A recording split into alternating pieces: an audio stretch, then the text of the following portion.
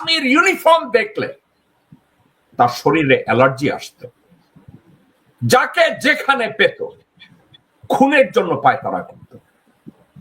তার বাসায় তার যে সেক্রেটারি বা কাজের লোক অথবা যারা থাকতো, এক ভদ্রলোক মতিউর রহমান রেন্টু, তা সে বহুবার উল্লেখ করেছে সেনাবাহিনীর যে কোনো কাউকে দেখলে হাসিনা বলতো, এদেরকে আমি ধারালো বটি দিয়ে জবাই করতে চাই। বলেন, আপনার ভাই মেজর হুদা যখন আপনারা জড়ায় ধরলেন, আপনারা নিয়ে হাঁটলেন, সে কি কোনো কথা বলছিল আপনাকে? না, কোনো কথা বলে নাই। আমরা না কথা বলেই যেন অনেক কথা বলে ফেললাম। এটা আমার কাছে খুব অদ্ভুত লাগে। সে কিন্তু কোনো কথা বলে নাই। সে না বলেই অনেক কিছু বললো যে আমি দেশে এসেছি, আমি একজন বিপ্লবী, আমি একটা দেশকে রক্ষা করেছি, ৭১ সালে করেছি, আবার করেছি। এসব কিছু যেন আমি শুনতে পারছি তার মুখের না বলার কথা। আমি বুঝতে পারতাম এগুলো কি উনি মুখ থেকে বলেছেন না আপনি অনুভব করছেন? মুখ থেকে বলেনি, একটা কথাও বলেনি। মেজর বজলুল হুদা, যাকে হাসিনা নিজ হাতে জবাই করেছে বলে তার বিরুদ্ধে অভিযোগ উঠেছে এবং তাদের প্রমাণও সেটা পাওয়া গিয়েছে। অবশ্য মেজর বজলুল হুদাকে নিয়ে তার বোন আরও কিছু নতুন গোপন তথ্য ফাঁস করেছেন।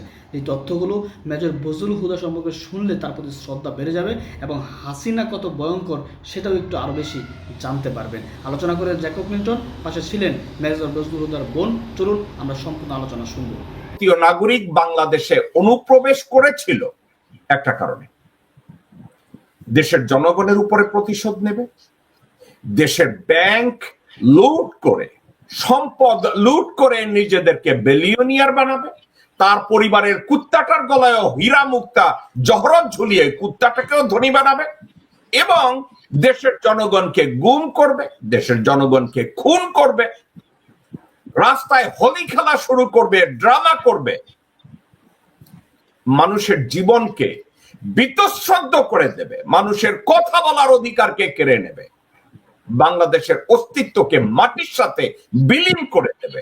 এর জন্য ছিল হাসিনা শেখ ওরফে বেলা রানী সাহা ওরফে রেহানা শেখ ওরফে কমলা রানী সাহা তাদের বাংলাদেশের আগমন। এখন বাংলাদেশে আসার পরে তারা বেশ কিছু কাজ করেছে দর্শকবৃন্দ। যে কাজের ভিতরে ছিল শহীদ রাষ্ট্রপতি জিয়া রহমান, বাংলাদেশের তৎকালীন প্রেসিডেন্ট, রয়ের সহায়তায় এই হাসিনা শেখ নিশ্চিত করেছে জিয়া রহমানের অ্যাসাসিনেশন। হাসিনা শেখ জানতো বা জানতো না, সে জানতো এবং সরাসরি অংশগ্রহণ করেছে, জিয়াকে অকথ্য ভাষায় গালিগালাজ করেছে তার অ্যাসাসিনেশনের আগে। একের পর এক দেশদ্রোহী কথাবার্তা বলেছে, লোভের বশবর্তী হয়ে মানুষকে আন্ডারমাইন করেছে। যাকে দেখেছে বলেছে ও আমার চাকর, জিয়াকে দেখেছে বলেছে ও আমার চাকর, বেগম জিয়াকে দেখেছে ও আমার চাকর, অর্থাৎ বাংলাদেশের প্রত্যেকটা মানুষ ছিল চাকর। এবং পরবর্তীতে একটা কাজ করেছে, কোনো মানুষের জীবনকে জীবন মনে করে নাই, কোনো মানুষের অস্তিত্বকে অস্তিত্ব হিসাবে মেনে নেয় নাই, রাষ্ট্র হিসাবে বাংলাদেশের অবস্থানকে কোনোভাবে মেনে নেয় নাই, বাংলাদেশের সেনাবাহিনীর অস্তিত্বকে জীবনে কখনোই গর্ব হিসাবে ধরে নেয় নাই বা ধরে নিয়েছে এভাবেই যে বাংলাদেশের সেনাবাহিনী তার শত্রু। এখন এটা শুধু সে মনে প্রাণেই ধরে নেয় নাই যে বাংলাদেশের সেনাবাহিনী তার শত্রু, সে একটা কাজ করেছে, কোনো এক না জানা কারণে she became bloodthirsty. bloodthirsty Bangla হলো রক্ত পিপাসু। আর্মির ইউনিফর্ম দেখলে তার শরীরে অ্যালার্জি আসতো, যাকে যেখানে পেত খুনের জন্য পায়তারা করত। তার বাসায় তার যে সেক্রেটারি বা কাজের লোক অথবা যারা থাকতো, এক ভদ্রলোক মতিউর রহমান রেন্টু, তা সে বহুবার উল্লেখ করেছে সেনাবাহিনীর যে কোনো কাউকে দেখলে হাসিনা বলতো, এদেরকে আমি ধারালো বটি দিয়ে জবাই করতে চাই, এদেরকে আমি মারতে চাই, এদেরকে আমি খুন করতে চাই। এখন একটা কথা, 1975 সালে যে ঘটনাটা ঘটেছিল, আমি এটাকে জাস্টিফাই করার জন্য আজকের কথাগুলো বলছি না, আজকের একটা কারণে কথাগুলো বলছি। মূলত আপনারা একা একা চিন্তা করে দেখেন, ভারত সফল হয়েছে পাকিস্তানকে ভাঙতে এবং পরবর্তীতে শেখ মুজিব নিজে এটা টের পেয়েছিলেন যে ভারতের ষড়যন্ত্রটা আসলে কোথায়। শেখ মুজিব চেষ্টা করেছেন গণতান্ত্রিক প্রক্রিয়া পশ্চিম পাকিস্তানিদের সাথে আলাপ আলোচনার মাধ্যমে গণতান্ত্রিক প্রক্রিয়া সে চেষ্টা করেছিল আমাদের দেশের 7.5 কোটি তৎকালীন 7.5 কোটি মানুষের গণতন্ত্রের পুনরুত্থান এবং আমাদের অধিকার আদায়ের জন্য। শেখ সাহেব এক পর্যায়ে বুঝে গেলেন যে এদের দিয়ে হবে না, ভারত আমাদের সার্বভৌমত্ব মেনে নেবে না, এবং শেখ মুজিব এটা বুঝেছেন, এটাকে অনুধাবন করেছেন, এবং ভারতের তৎকালীন চাকর বাংলাদেশে তাজউদ্দিন এবং অন্য আরো 3 জন, মনসুর আলী, কামরুজ্জামান, নজরুল ইসলাম, এই রয়ের বেতনভুক্ত কর্মচারী হারামজাদা, শেখ মুজিব ঠিকই বুঝেছিলেন। সিরাজুল আলম খান, আসম আরব এদের কথা পুরোপুরি বুঝেছিলেন যে এরা কারা। 75-এ যে বিপ্লব হয়েছে, মুজিব শেখ ভারতের আগ্রাসন থেকে বের হওয়ার জন্য একটা কাল্ট তৈরি করলেন। সেই কাল্টটা কি ছিল? এক জাতি, এক দল, এক নেতা, এক পত্রিকা, একটা কিছু। অর্থাৎ মুজিব ছিল ডিক্টেটর, তার বাইরে আর কোনো কথা চলবে না। আজকেরও যদি মুজিবের এই বাকশাল বাংলাদেশে থাকতো, তাইলে বাংলাদেশ আজকের কোথায় থাকতো আপনারা কি জানেন? আপনাদেরকে দর্শকবৃন্দ একটা কথা বলি। ইথিওপিয়ার একজন এম্পারার ছিল, তার নাম ছিল হাইলে সেলাসি। হাইলে সেলাসির কথা আপনাদেরকে আমি বলি। এক দল, এক জাতি, এক নেতা, এক ধর্ম, এক কিছু, হাইলে সেলাসি। দেশের জনগণের লাশ যখন রাস্তায় কুত্তায় খেত, হাইলে সেলাসি তখন কি করতো জানেন? জন্মদিন পালন করেছে আমেরিকান পয়সার, আমেরিকান ডলারের ভ্যালু অনুযায়ী $6 মিলিয়ন খরচ করে সে বার্থডে পার্টি করেছিল হাইলে সেলাসি। আর মুজিব শেখ কি করেছে জানেন? দেশের জনগণ যখন খেতে পায় না, বাসন্তীরা যখন জাল পরিধান করে, শেখ মুজিব তার বার্থডে এবং ছেলে মেয়েদের বিয়েতে খরচ করত 100 কোটি টাকা। এক পর্যায়ে দেশের সূর্য সন্তান বা বিপ্লবী, যুগে যুগে কিছু বিপ্লবীরা বের হয়ে যায়। বিপ্লবীরা তারা একটা কিছু টার্গেট করে সামনে আগায়। তারা একটা পর্যায়ে চিন্তা করে যে আমাদের দেশের বর্তমান অবস্থা থেকে আমাদের উত্তরণ কি, আমরা এখান থেকে কিভাবে বেরিয়ে আসি। ওই উত্তরণে বেশ কিছু লোকজন জয়েন করেছিল। যারা জয়েন করেছিল তাদের ওই সময় তাদের চিন্তা ভাবনা, তাদের ধ্যান ধারণা, কারণ তারা মুজিব শেখের পরিবারের খুব কাছাকাছি ছিল। মুজিব শেখের দুঃশাসনকে কাছের থেকে দেখেছে, রক্ষী বাহিনীর অত্যাচার খুব কাছের থেকে দেখেছে, মুজিব বাহিনীর অত্যাচার খুব কাছের থেকে দেখেছে, সিরাজ শিকদারের ক্রস ফায়ার তারা কাছের থেকে দেখেছে। দেশের লোকজনদের বুভুক্ষ দুর্ভিক্ষের লোকজনদের, না খাওয়া মানুষদের মৃত্যু তারা নিজের চোখে দেখেছে। যারা দেখেছে তারা চিন্তা করেছে যে আমরা এভাবে দেশকে চলতে দিতে পারি না। তারা চেষ্টা করেছে, তারা চিন্তা করেছে। এখন ওই চিন্তা সঠিক ছিল কি ব্যাঠিক ছিল, এটা নিয়ে আজকে আমি করছি না। আজকে একটা চিন্তা করছি, যারা চিন্তাটা করছিল যে মুজিব শেখকে তাড়ানোর আর রাস্তা কি, দর্শকবৃন্দ একা একা চিন্তা করে দেখেন। ওই দিনকার মুজিব শেখ যা করত, 2024 সালে গত 17 বছরে হাসিনা শেখ যা করেছে, ওই মুজিব শেখ কম করেছে। হাসিনা শেখ ওটা করেছে। মুজিব শেখ হাসিনার চেয়েও জঘন্য থাকতো। আজকের স্রেফ হাসিনা শেখ এবং রেহানা শেখ জনগণ এবং ছাত্রদের আন্দোলনের মুখে এবং গাদ্দার সেনাপ্রধান ওয়াকারুজ্জামানের সহায়তায় ভারতে পালিয়েছে। কিন্তু আজকেরও যদি ছাত্র জনতা হাসিনাকে হাতের কাছে পেত, দর্শকবৃন্দ একটু বিচার করে দেখেন তো, তাকে কি ছেড়ে দিত? তাকে ছেড়ে দিত না। এখন 1975 সালের 15ই আগস্ট যে বিপ্লবীরা, এ ধরনের আন্দোলন তখন হয় নাই। ছাত্ররা জনতারা মাঠে নামতে পারে নাই, কারণ কি মুজিব বাহিনী, রক্ষী বাহিনী এরা কেউ মাঠে নামতে পারে নাই। কিন্তু কেউ তো মাঠে নেমেছে, ওই বিপ্লবীরা। তারা বলেছে এ ধরনের দুঃশাসন মেনে নেওয়া যায় না। আজ যেমন বিএনপি ব্যর্থ হয়েছে, জামাত ব্যর্থ হয়েছে, রাজনৈতিকভাবে রাজনৈতিক দলগুলো নিরঙ্কুশ ভাবে ব্যর্থ হয়েছে, তখন ছাত্ররা, বৈষম্য বিরোধী ছাত্র সমন্বয়করা তাদের নেতৃত্বে হাসিনাকে তাড়াতে বাধ্য করেছে। কিন্তু আজকের যদি হাসিনাকে গণভবনে ধরতে পারত, শেখ মুজিব 15ই আগস্টের 32 নম্বরে যে ঘটনা হয়েছে তার পুনরাবৃত্তি হতো গণভবনে।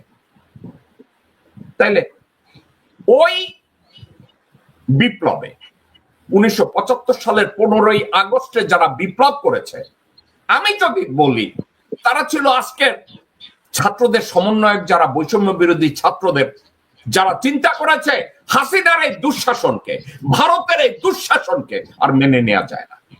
তাইলে 1975 সালের 15ই আগস্ট যারা বিপ্লব করেছে, মুজিবের অপশাসনকে বিতাড়িত করেছে, আমি তাদেরকে কম্পেয়ার করব না যে আজকে সমন্বয়করা মেজর ডালি, আমি বলবো না আজকে সমন্বয়ক যারা তারা কর্নেল আজিজ পাশা, আমি আজকের এই সমন্বয়কদের কথা বলবো না তারা মেজর হুদা। যুগ পাল্টেছে, সময় পাল্টেছে, রাজনীতি পাল্টেছে, রাজনীতির ধরন বিশ্বব্যাপী পরিবর্তন হয়েছে, বিপ্লবের ধরনও পরিবর্তন হয়েছে। এখন যে বিপ্লবের ধরন পরিবর্তন হয়েছে, 1975 সালে যেটা হয়েছে ওটা ছিল সশস্ত্র বিপ্লব। বলেছি বিপ্লবের পরিবর্তন হয়েছে, ওই বিপ্লবের পরিবর্তন হতে হতে 2024 সালের বিপ্লব কেমনে হয়েছে, পরিবর্তনটা কতটুকু সেটা আপনারা নিজ চোখে দেখেছেন। কিন্তু একথা নিশ্চিত করে বলতে পারি, ওই দিন ছাত্র জনতা মুজিব শেখের মেয়ে হাসিনা শেখ ওরফে বেলা রানী সাহাকে যদি গণভবনে পেত, সজীব জয়কে পেত, পুতুল রানী সাহাকে পেত, রেহানা শেখ ওরফে কমলা রানী সাহাকে পেত, 1975 সালের 15ই আগস্টে যা হয়েছে তার চেয়ে আরো জঘন্য কিছু হতো। দর্শক বিন্দু, আজকের ইতিহাসকে কেন আমি টেনে আনলাম একটা কারণ। প্রথমে শুরু করেছে হাসিনা শেখ কেন বাংলাদেশে এসেছিল প্রতিশোধ নিতে। হাসিনা শেখ কেন এসেছিল বাংলাদেশে সেনাবাহিনীকে ধ্বংস করে দিতে। সফল হয়েছে। এখন এর মধ্যে এই জিঘাংসা শিকার করা হয়েছে। আজকের আমি একজনের সাথে কথা বলবো, তার পরিবারের 3 জন মানুষকে জীবন দিতে হয়েছে। কি জন্য জীবন দিতে হয়েছে? ভারত, হাসিনা শেখ ও মুজিব শেখ পরিবারে নির্মম জিঘাংসা ছিল বাংলাদেশকে ধ্বংস করা, বাংলাদেশ আর্মিকে ধ্বংস করা, বাংলাদেশের ইকোনমিকে ধ্বংস করা, বাংলাদেশের সার্বভৌমত্বকে ধ্বংস করা। জামাতের 5 জন নেতাকে খুন করা হয়েছে নিরপরাধ। সালাউদ্দিন কাদের চৌধুরীকে খুন করা হয়েছে। এছাড়া আরো 1400 নাম না জানা আমার ভাই বোনদেরকে খুন করা হয়েছে। বীরশ্রেষ্ঠ আবু সাইদকে ক্রস ফায়ারে, নট ক্রস ফায়ার, একেবারে সামনাসামনি গুলি করে মেরে ফেলা হয়েছে। দর্শকবৃন্দ, আজকের আমি যার সাথে কথা বলবো, আমি তার পরিচয়, তার সাথে আমার এর আগে কখনো কথা হয়নি, আজকের আগে। তো আমি তাকে স্ক্রিনে এসে আমি তার নাম থেকে শুরু করব এবং টোটাল ডিটেলস নিয়ে আমি আলোচনা করব। একটু ধৈর্য ধরে শুনবেন, এবং এই ধৈর্য ধরে আমরা যদি টোটাল জিনিসটা শুনি আমরা হয়তো অনুধাবন করতে পারবো। এর অনেক বিষয় হয়তো আপনারা ইতিমধ্যে জানেন, কিন্তু তারপরে ধৈর্য ধরে আমরা এক ভুক্তভোগী একটা পরিবারের কথাকে আজকের আমরা মূল্যায়ন করার চেষ্টা করব। আসুন আমি আমার গেস্টের সাথে আপনাদের সাথে পরিচয় করিয়ে দিই। আপু, আসসালামু আলাইকুম। আজকে শোতে আপনাকে স্বাগত জানাচ্ছি। আসসালামু আলাইকুম, কেমন আছেন আপনি? ওয়ালাইকুম আসসালাম, আলহামদুলিল্লাহ আমি ভালো। আপু আপনি জি যদি আপনার পুরা নামটা আপনি যদি আজকের আমাদের সবার সামনে, আমার দর্শকরা, অনেক দর্শকরা আপনার আমার কথা শুনতেছে, আপনি যদি আপনার নাম বলতে চান, আপনি যদি বলেন। আমি বলতে চাই, সব সময় বলতে চাই, কিন্তু আমি 2002 সালে দেশে ফিরে আসি। তারপর থেকে নিজের দেশে নাম দাম লুকিয়ে আমার হাজবেন্ডের নামটা পর্যন্ত কোথাও বলতে পারি। আমার ইচ্ছে হয়েছে চিৎকার করে বলি, কিন্তু আমি বলতে পারিনি। আমার মেয়ে সব সময় আতঙ্কে থেকেছে, ওর আব্বুর নাম প্রকাশ পেলে কি ওর চাকরি চলে যাবে কিনা, ওর চাকরি হবে কিনা কোথাও। যাই হোক, নিজের দেশে পরবাসী হয়ে থাকার মতো কষ্ট সব রকম অভিজ্ঞতাই হয়েছে। নির্বাসনে থাকার পরে দেশে ফিরে এসে যে পরবাসেই ছিলাম, এখনো সেটাই আছি। এখনো যে চিৎকার করে আমি নাম বলবো, আপনি বলছেন বলবো, কিন্তু যে আমি খুব নৃশংস হয়ে নামটা বলবো তা না। এখনো আমি ওইভাবেই আছি, ঘরের কোণে আপু আমি আপনাকে এতটুকু বলি, আজকের যদি আপনি নাম বলেন, আমি জানি আপনার দিকে তাকাতে লোকজন 25 বার চিন্তা করবে। বর্তমান সেনাবাহিনী এবং দেশের ভারতীয় চাকররা আপনার দিকে তাকাতে 3 বার চিন্তা করবে, কারণ আপনি আমার সাথে কথা বলছেন। আপনার উপরে যদি কোনো অত্যাচার, কোনো স্টেপ নেওয়া হয়, ইউরোপ এবং পুরো আমেরিকা জানবে। তো আপনি নিশ্চিন্ত মনে, আপনাকে আমি জানতে চাচ্ছি, আপনি আপনার নামটা যদি বলেন। জি, আমার নাম হচ্ছে মাহফুজা পাশা, আমার ডাক নাম লিজা। আমি লিজা আহমেদ নামে, আমার মেয়ে আমাকে 2007 সালে ফেসবুকে একটা আইডি খুলে দেয়। আমি আমার ভাইয়ের কথা, আমার ভাই তখন কন্ডেম ছিলেন। ওকে, আপনাকে আমি একটা করে আমি কথা বলি। আপনার নাম মাহফুজা পাশা। মাহফুজা পাশা, এবং আপনার হাজবেন্ডের কি নাম? উনি হচ্ছেন লেফটেন্যান্ট কর্নেল আব্দুল আজিজ পাশা, মরহুম লেফটেন্যান্ট কর্নেল আব্দুল আজিজ পাশা। উনি 1975 সালের 15ই আগস্টের বিপ্লবের একজন বিপ্লবী। জি আচ্ছা, 1975 সালের 15ই আগস্টে উনি এবং ওনার সাথে ওনার কমরেড যারা ছিল, মেজর ডালিম ছিল, লেফটেন্যান্ট কর্নেল ফারুক ছিল, লেফটেন্যান্ট কর্নেল রশিদ ছিল, মেজর হুদা ছিল, এদের সবাইকে কি আপনি ব্যক্তিগতভাবে চিনতেন? কখনো এদের সাথে সরাসরি আলাপ আলোচনা, দেখা, জানা, এই সুযোগ কি কখনো আপনার হয়েছে? আমার অ্যাকচুয়ালি 15 আগস্টের আগে আমি চিনতাম নূর ভাইকে, কর্নেল নূর। ডালিম ভাই তো আমার বিয়ের উকিল বাবা ছিলেন। ময়নামতি ক্যান্টনমেন্ট কুমিল্লাতে আমার বিয়ে হয়। আমি তখন কলেজে পড়ি, আমার ভাইয়ের কাছে থাকি। মেজর হুদা আমার ভাই, আমরা 3 ভাই বোন ওখানে থাকি। আমি কলেজে পড়ি, আমার ছোট 2 ভাই বোন ইস্পাহানি স্কুলে পড়ে। তো ওখানে ডালিম ভাই তখন কুমিল্লাতেই ছিলেন। তো ডালিম ভাইয়ের খুবই ভাবি আমার বোনের মতোই, বা বোনের চেয়ে বেশি কিছু। তো ডালিম ভাইকে চিনতাম, নূর ভাইকে চিনতাম, কিন্তু কর্নেল রশিদ ফারুক ওনাদের আমি তার আগে দেখেছি বলে আমার মনে পড়ে না, পরে দেখেছি।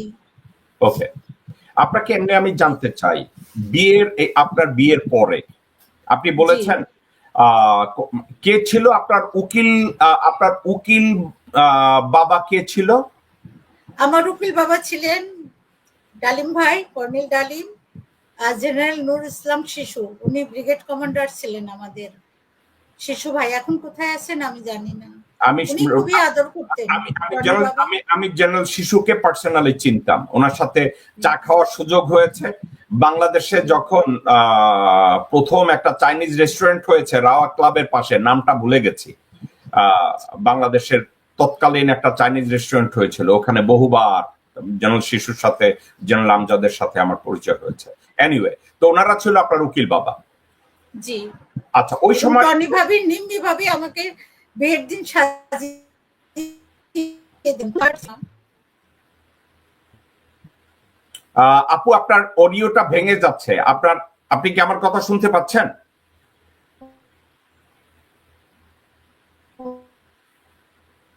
আমি জানি আপনার ওখানে ইন্টারনেটে এখন সমস্যা করা হবে, কারণ আপনি আমার সাথে কথা বলতে বসছেন।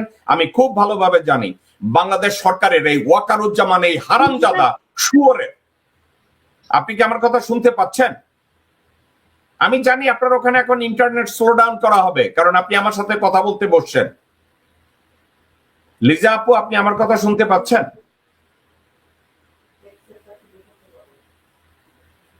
হ্যালো দর্শকবৃন্দ, আমি এটা খুব ভালোভাবে জানি। আপনার আপনার ইন্টারনেট ওখানে কি ঠিক আছে? জি, ইন্টারনেট ঠিক আছে, এই যে আমি দেখছি ইন্টারনেট রাউটার ঠিক আছে।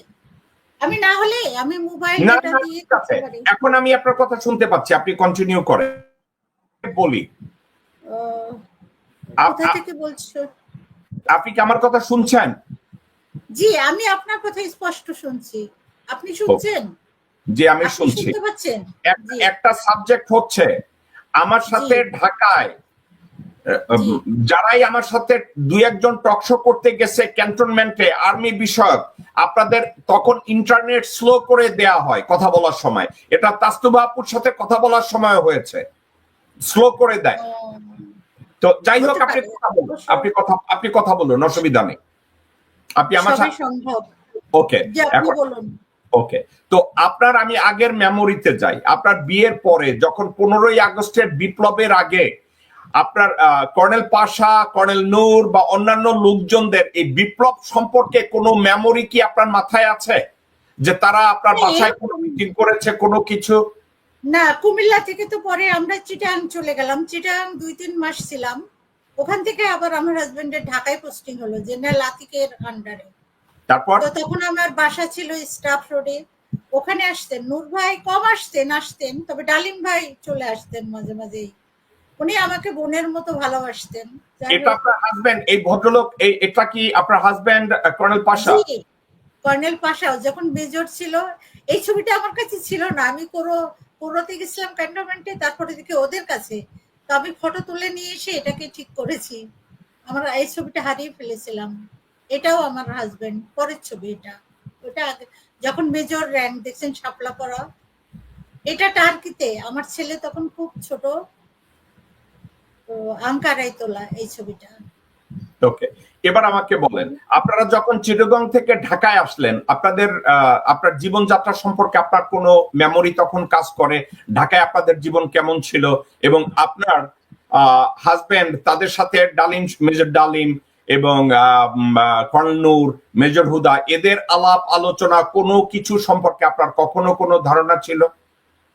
না, এইরকম ধারণা আমি আমি কখনো আসলে তখন আমার বউ কিনে যারা আমার ভাই, কিন্তু আমার হাজবেন্ড আমাকে বলতেন যে তোমাকে কিন্তু অনেক শক্ত হতে হবে। কিন্তু কথাটার যে মানে কি, আমার মনে হয় উনি আপনাকে নিজেও কি জানতেন হতে হবে? না। আবার বলেন, আপনাকে শক্ত। কি বলছে? শক্ত হতে উনি হবে। বলতেন হ্যাঁ তোমাকে অনেক শক্ত হতে হবে।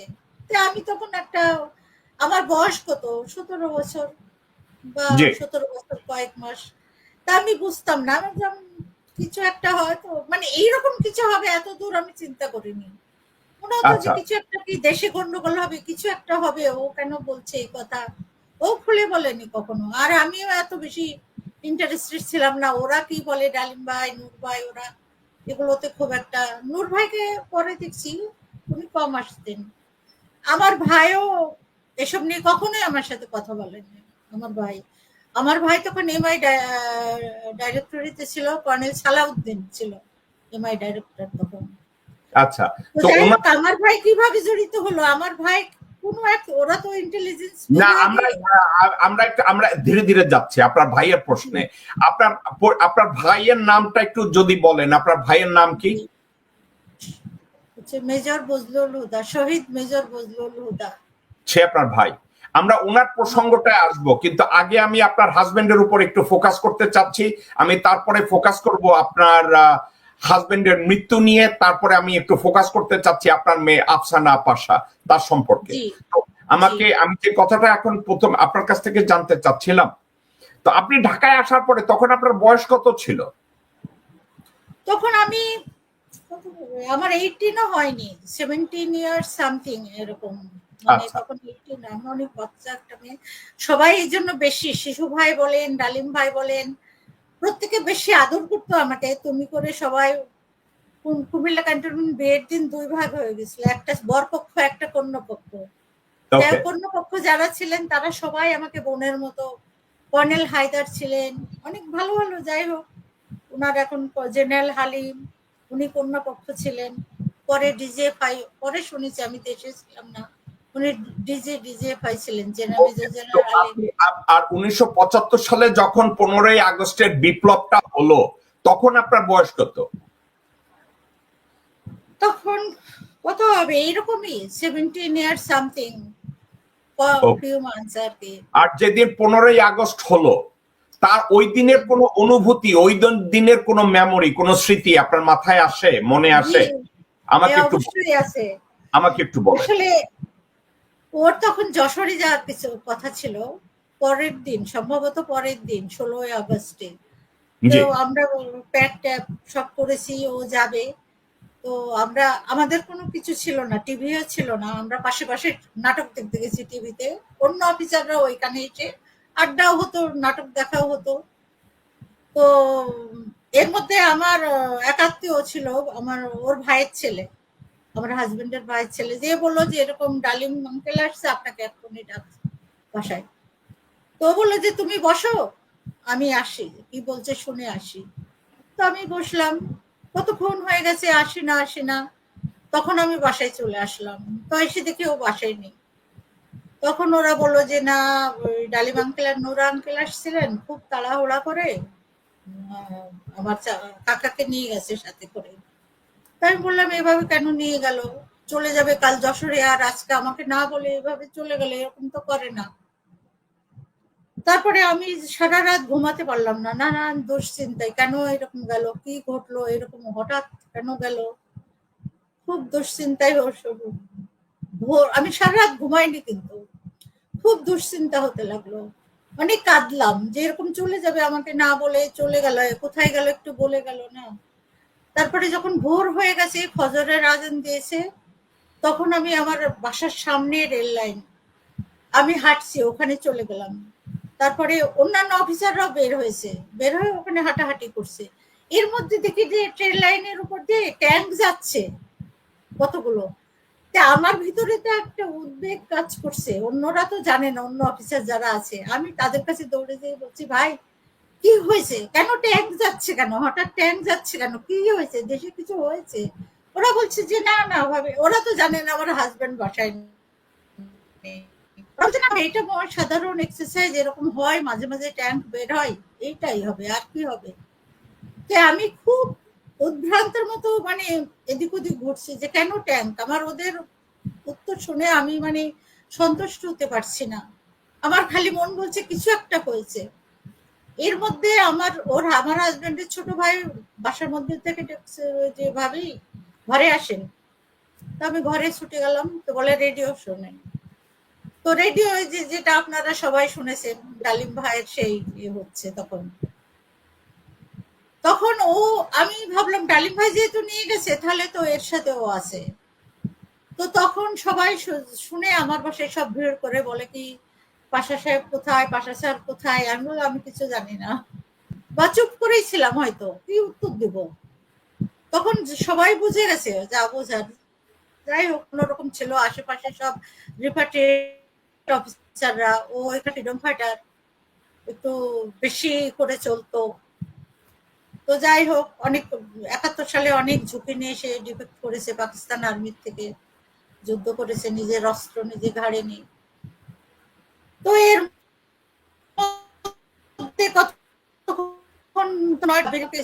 এর মধ্যে মেজর সাজ্জাদ জহির, পরে দেখেছি আমি বইটই লিখে, এবং আমাদের বিপক্ষের দলেই চলে গেছে। তো সাজ্জাদ আসছে একই রুমে, অফিসার্স মেসে মেজর হুদা এবং সাজ্জাদ থাকতাম। তো সাজ্জাদ এসে আমার মুখের দিকে তাকিয়ে থাকলো কতক্ষণ, তারপরে মোটরসাইকেল নিয়ে বললো, ভাবি আমি স্যারের খবর নিয়ে আসি। কি বলছে মেজর সাজ্জাদ? আমি আপনার কথা শুনি নাই, কি বলছে মেজর সাজ্জাদ, কি বলছে?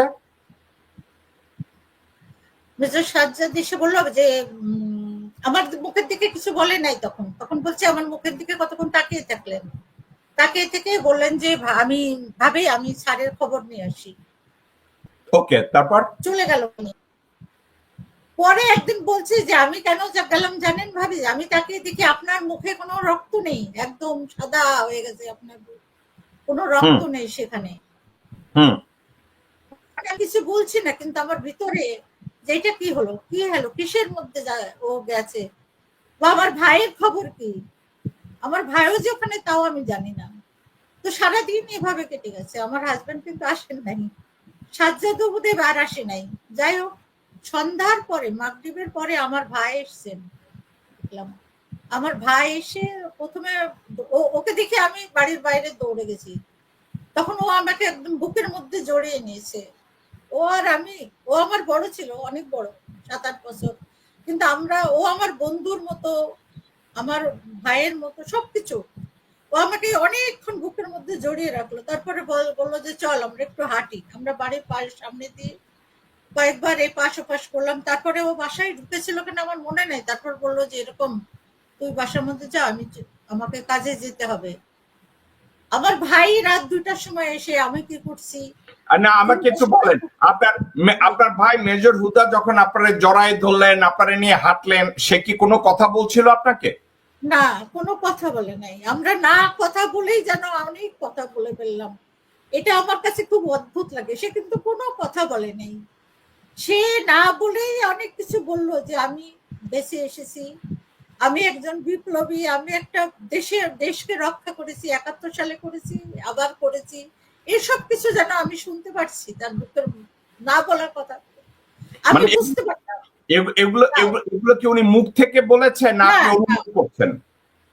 মুখ থেকে বলেনি, একটা কথাও বলেনি, শুধু আমাকে জড়িয়ে ধরেছে, কোনো কথা বলেনি। কিন্তু আমি মনে হলেছে এগুলোই যেন বলতে চাই, কিন্তু বলেনি।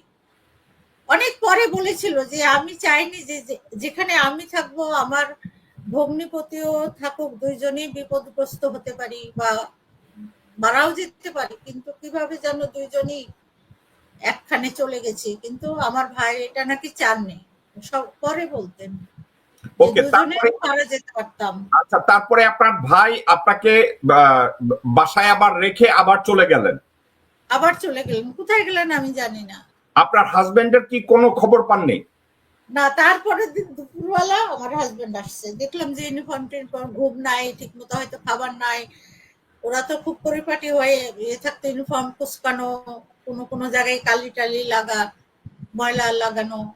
তো আমি খাবার রান্না করেছিলাম, সে ভালো করে খেতেও পারছিল না।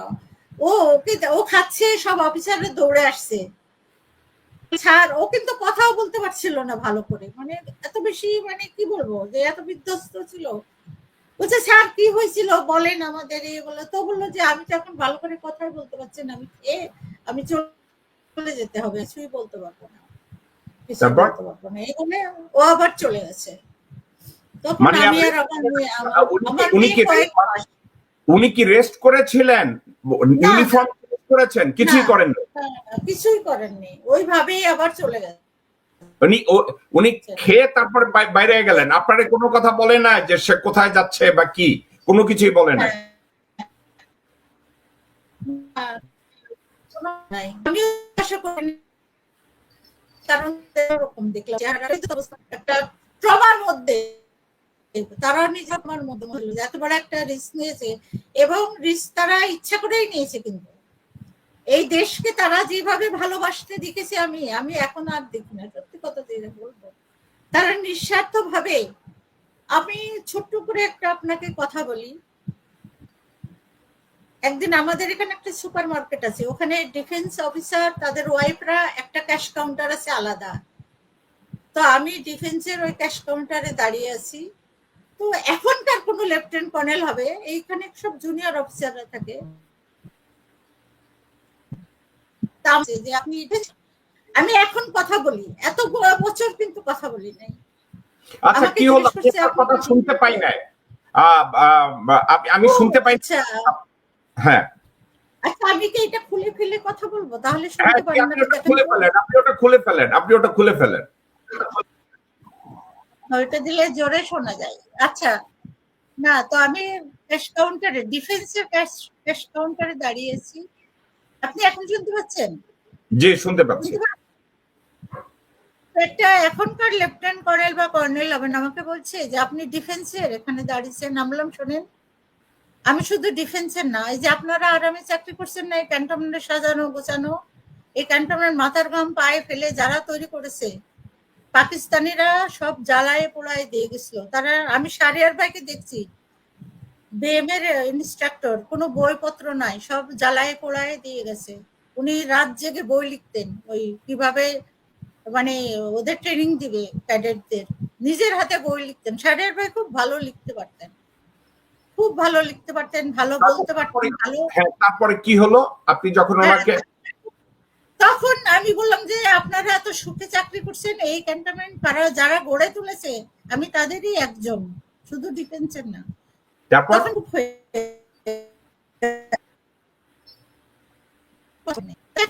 এখন আমি জবাব দিই, আরো কয়েকজনকেই বলেছি না, আপনার আপু আপনার কথাটা আমি শুনি নাই, আপনার কথাটা ভেঙে গেছে, আবার বলেন।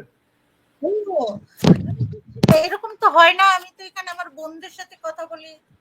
আমি এইটা হয় না এই জন্য কারণ জেনারেল ওয়াকার এই হারামজাদা আমি যেখানেই কথা বলতে চাই ইন্টারনেটটা স্লো করে দেয়, ইন্টারনেট স্লো করে দেয়।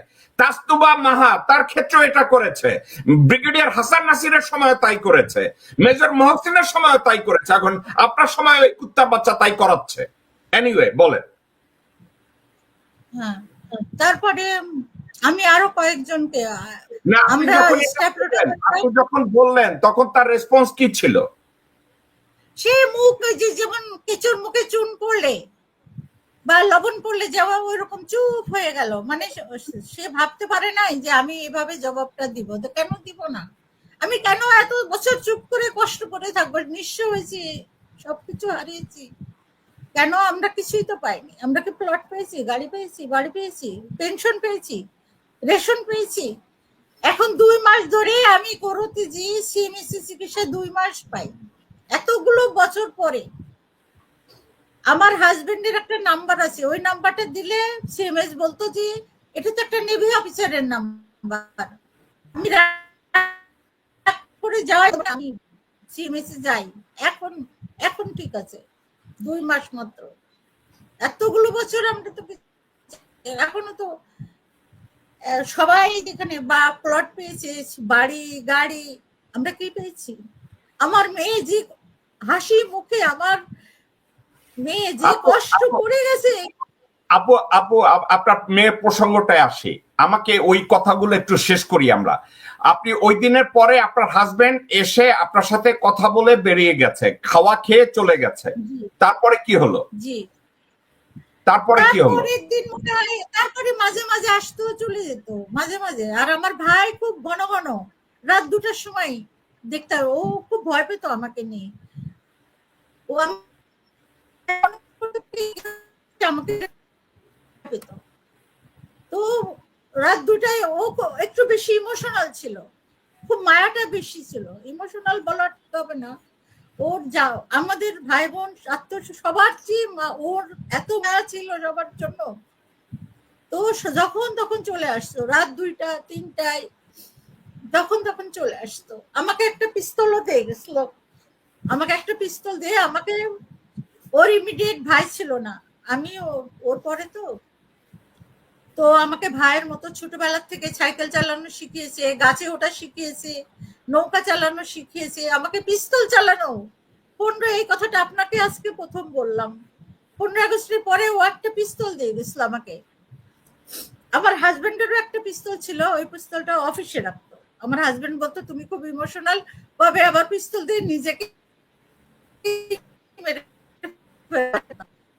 পিস্তলটা হারিয়ে কি হয়েছে আমি জানি না, লাইসেন্স আছে এখন আমার কাছে, এখনো লাইসেন্সটা রেখে দিয়েছি। তারপরে আমার ভাই বললো যে এরকম আসতে পারে শত্রুরা, ও আবার অনেক দূরে চিন্তা করতো, আমার হাজবেন্ড অত দূরে চিন্তা করতো না। বলে যদি কোনো রকম এরকম দেখো তুমি এইভাবে ট্রিগার টিপে এইভাবে গুলি করে দিবা, এইভাবে। তো যাই হোক, ওই পিস্তলটা এয়ারপোর্টে রেখে দেয়। আমরা যেদিন দেশ ছেড়ে চলে গেলাম ওই পিস্তলটা আমার সাথেই ছিল, এয়ারপোর্টে রেখে দেয়। তারপরে আর জানি না। আচ্ছা, তারপরে আপনার হাজবেন্ড এরপরে আপনারা দেশ ছাড়ছেন কবে? আমরা দেশ ছাড়লাম 2 নভেম্বর রাতে, মানে 1975 সালে। 1975 সালে 2 নভেম্বর রাতে। তখন কি আপনার কি কোনো বাচ্চা কাচ্চা তখন হইছে না নাই? না, আমার বাচ্চা মেয়ে কয়েক মাস মাত্র, আমার মেয়ে কয়েক মাস বয়স। ওকে, আচ্ছা। এর মধ্যে এর মধ্যে আপনারা যে বিদেশে যাবেন এগুলো নিয়ে আপনার ভাই বা আপনার হাজবেন্ড এগুলো নিয়ে আপনার সাথে কখনো আলাপ আলোচনা করে না যে দেশের বাইরে কেন যাচ্ছে? এটা কোন পরিকল্পিত কিছু না। এটা জাস্ট ওদের ডালিম ভাই এবং খালেদ মোশাররফ মিটিং হয়েছে। মিটিং হয়ে এখন যদি ওরা না যেত, আর্মির মধ্যে কিন্তু একটা যুদ্ধ লেগে যেত। আর্মির মধ্যে দুই পক্ষ এবং 15 আগস্টের সাপোর্টার অনেক ছিল ঢাকা ক্যান্টনমেন্টে। 15 আগস্টের সাপোর্টার, আমি অনেক ঘটনার নীরব সাক্ষী। আমি যদিও ছোট ছিলাম, ওরা কেন অনেকে বলে পালিয়ে গেছে, না পালিয়ে যায়নি। দেশের স্বার্থে, আর্মির স্বার্থে ওরা সাময়িকভাবে দেশ ত্যাগ করেছিল। এবং পরে তো জেনারেল জিয়া ট্রুপসরা দাবিও দিয়েছিল যে তাদের ফেরত আনতে হবে, কিন্তু উনি পরে ফেরত আনেননি। ওরা সবসময়, ওরা বিদেশি চাকরি চায়নি, ওরা সব সময় দেশে চিঠি আছে, আমার ভাইয়ের চিঠি আছে অনেক, যে আমি দেশে যুদ্ধ করে দেশ স্বাধীন করেছি ব্যুরোক্র্যাট হওয়ার জন্য না, আমি দেশে ফিরতে চাই।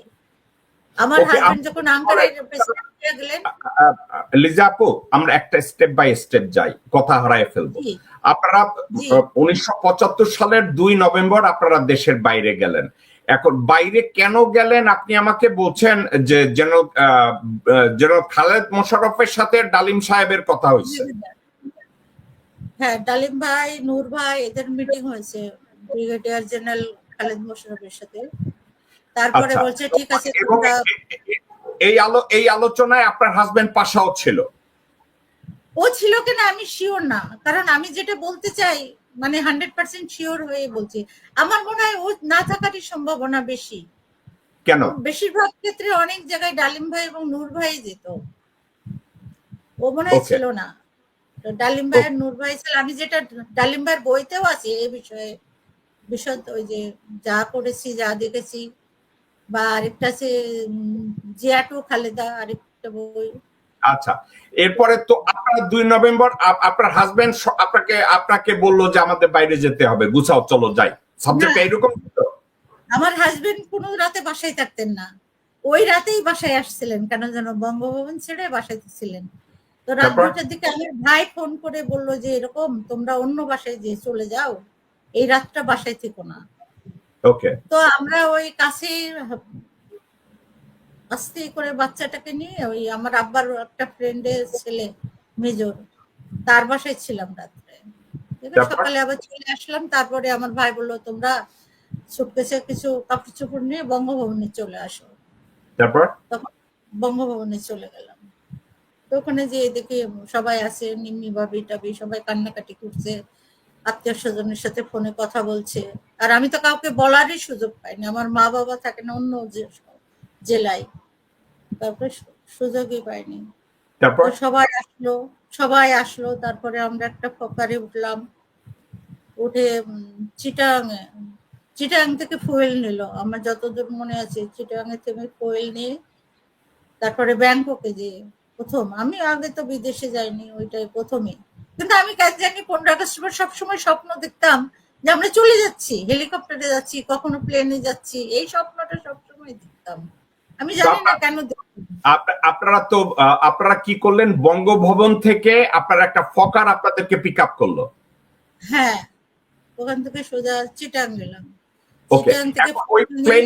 ওই প্লেনে আপনারা কারা কারা ছিলেন? ফকারে আপনারা কারা ছিলেন? কতজন ছিল? কতজন যে ছিলাম আমি তো ঠিক জানি না, তবে সবাই ছিল ফ্যামিলি সহ। শুধু মিসেস মহিউদ্দিন উনি অ্যাডভান্স স্টেজ ছিলেন, যে কারণে মিসেস মহিউদ্দিন যেতে পারেননি। ওনাকে ওনার ফ্যামিলি দেননি, যে তোমরা কোথায় যাচ্ছ ঠিক নেই, তারপরে ওর অ্যাডভান্স স্টেজ। তো মহিউদ্দিন ভাই খুবই কান্নাকাটি, আমি দেখলাম প্লেনের মধ্যে, খুবই মন খারাপ। তারপরে শাহরিয়ার ভাই ছিলেন, কর্নেল রাশেদ, মিসেস রাশেদ, তার বাচ্চা আহমেদ শরফুল হোসেন, কিসমত ভাই, নাজমুল। তারপরে কিসমত ভাই মারা গেছেন। কিসমত ভাই আবার আমার ভাইয়ের ফুফাতো, আমার ভাবির ফুফাতো ভাই। আমার ভাইয়ের তো কোনো বিয়ে হয়নি, কিন্তু এনগেজমেন্ট হয়েছিল। বিয়ে হওয়ার কথা ছিল 6 ডিসেম্বর, কিন্তু আমরা তো নভেম্বরে চলেই গেলাম। তো আপনার ভাই ছিল আপনাদের সাথে? হ্যাঁ, আমার ভাইও গেছে আমাদের ওই যে সাথে। এনগেজমেন্ট যে করছে তার বউকেও নিয়ে গেছে? না, বউকে নিতে ডালিম ভাইরা আমার ভাবির মাকে ফোন করে বলেছিলেন যে আপনার মেয়েকে দিয়ে দেন, আমরা যেয়ে বিয়ে করাই দিব। তারপরে আমার ভাবির ওরা সম্ভ্রান্ত ওরা কথা টথা বলে বলে না, এটা আমরা কিছুতেই করতে পারি না, বিয়ে ছাড়া আমরা মেয়েকে দিব না। ওরা অনেক বুঝেছে, ডালিম ভাই আর কে ছিল, রশিদ ফারুক বলেছে আমরা দায়িত্ব নিলাম, আমাদের বোন, আমরা বিয়ে পড়াই তাকে তার হাতে তুলে দেবো। তো কিন্তু ভাবির মা বাবা রাজি হননি। পরে বিয়ে হয়েছে। আচ্ছা যাক, আমরা আমরা ওই প্রসঙ্গে আসি। তো আপনারা চিটাগং গেলেন, চিটাগং এ ফুয়েল নিলেন, হ্যাঁ, ফুয়েল নিয়ে আবার আপনারা ব্যাংককে গেলেন। আচ্ছা, ব্যাংককে গিয়ে আপনারা কি করলেন? ওখানে যাওয়ার পরে ওখানে কি হলো? ওখানে যাওয়ার পরে আমার যত মনে আছে অনেকক্ষণ, কয়েক ঘন্টা আমরা এয়ারপোর্টে ছিলাম। তারপরে এমবেসি থেকে কারা আসলো যেন, আমি ওদেরকে মনে নেই কারা ছিল।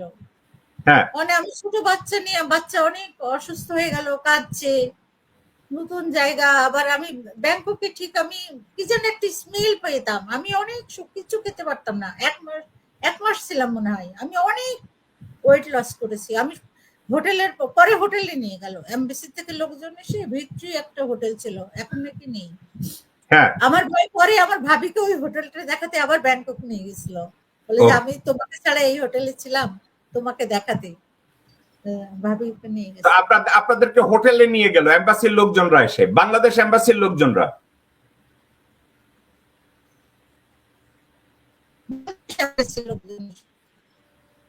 তাও অনেক পরে, অনেক। তো ওখানে আমরা থাকলাম, ওইখানে থেকে সব সময় ডালিম ভাই ওরা ওই যে আরেকটা কথা আপনাকে বলি যে তারপরে তো 7ই নভেম্বর এলো। 7ই নভেম্বর এলো, তখন আমরা কিন্তু সব খবরই, মানে আমি খালি চুপ করে থাকতাম, ডালিম ভাইকে খুবই ভয় পেতাম, ভাবিও ভয় পেতাম। আমরা চুপ করে শুনতাম, আমাদের মিটিং এও দিত না, বলতো তোমরা ছোট, তোমরা এসব কি বুঝবা। মিটিং এ ওরা মিটিং করতো, আমাদের নিত না, আমরা চুপ করে শুনতাম। কর্নেল মহিউদ্দিনকে বলছেন, ওই যে কর্নেল রশিদ তার অফিসার তো, দাঁড়িয়ালা মহিউদ্দিন যিনি, জি, যে তখন তো জেনারেল জিয়া গৃহবন্দী, বলছে জেনারেল জিয়াকে যেন কোনোভাবেই ক্যান্টনমেন্টের বাইরে না নিয়ে যেতে পারে কেউ।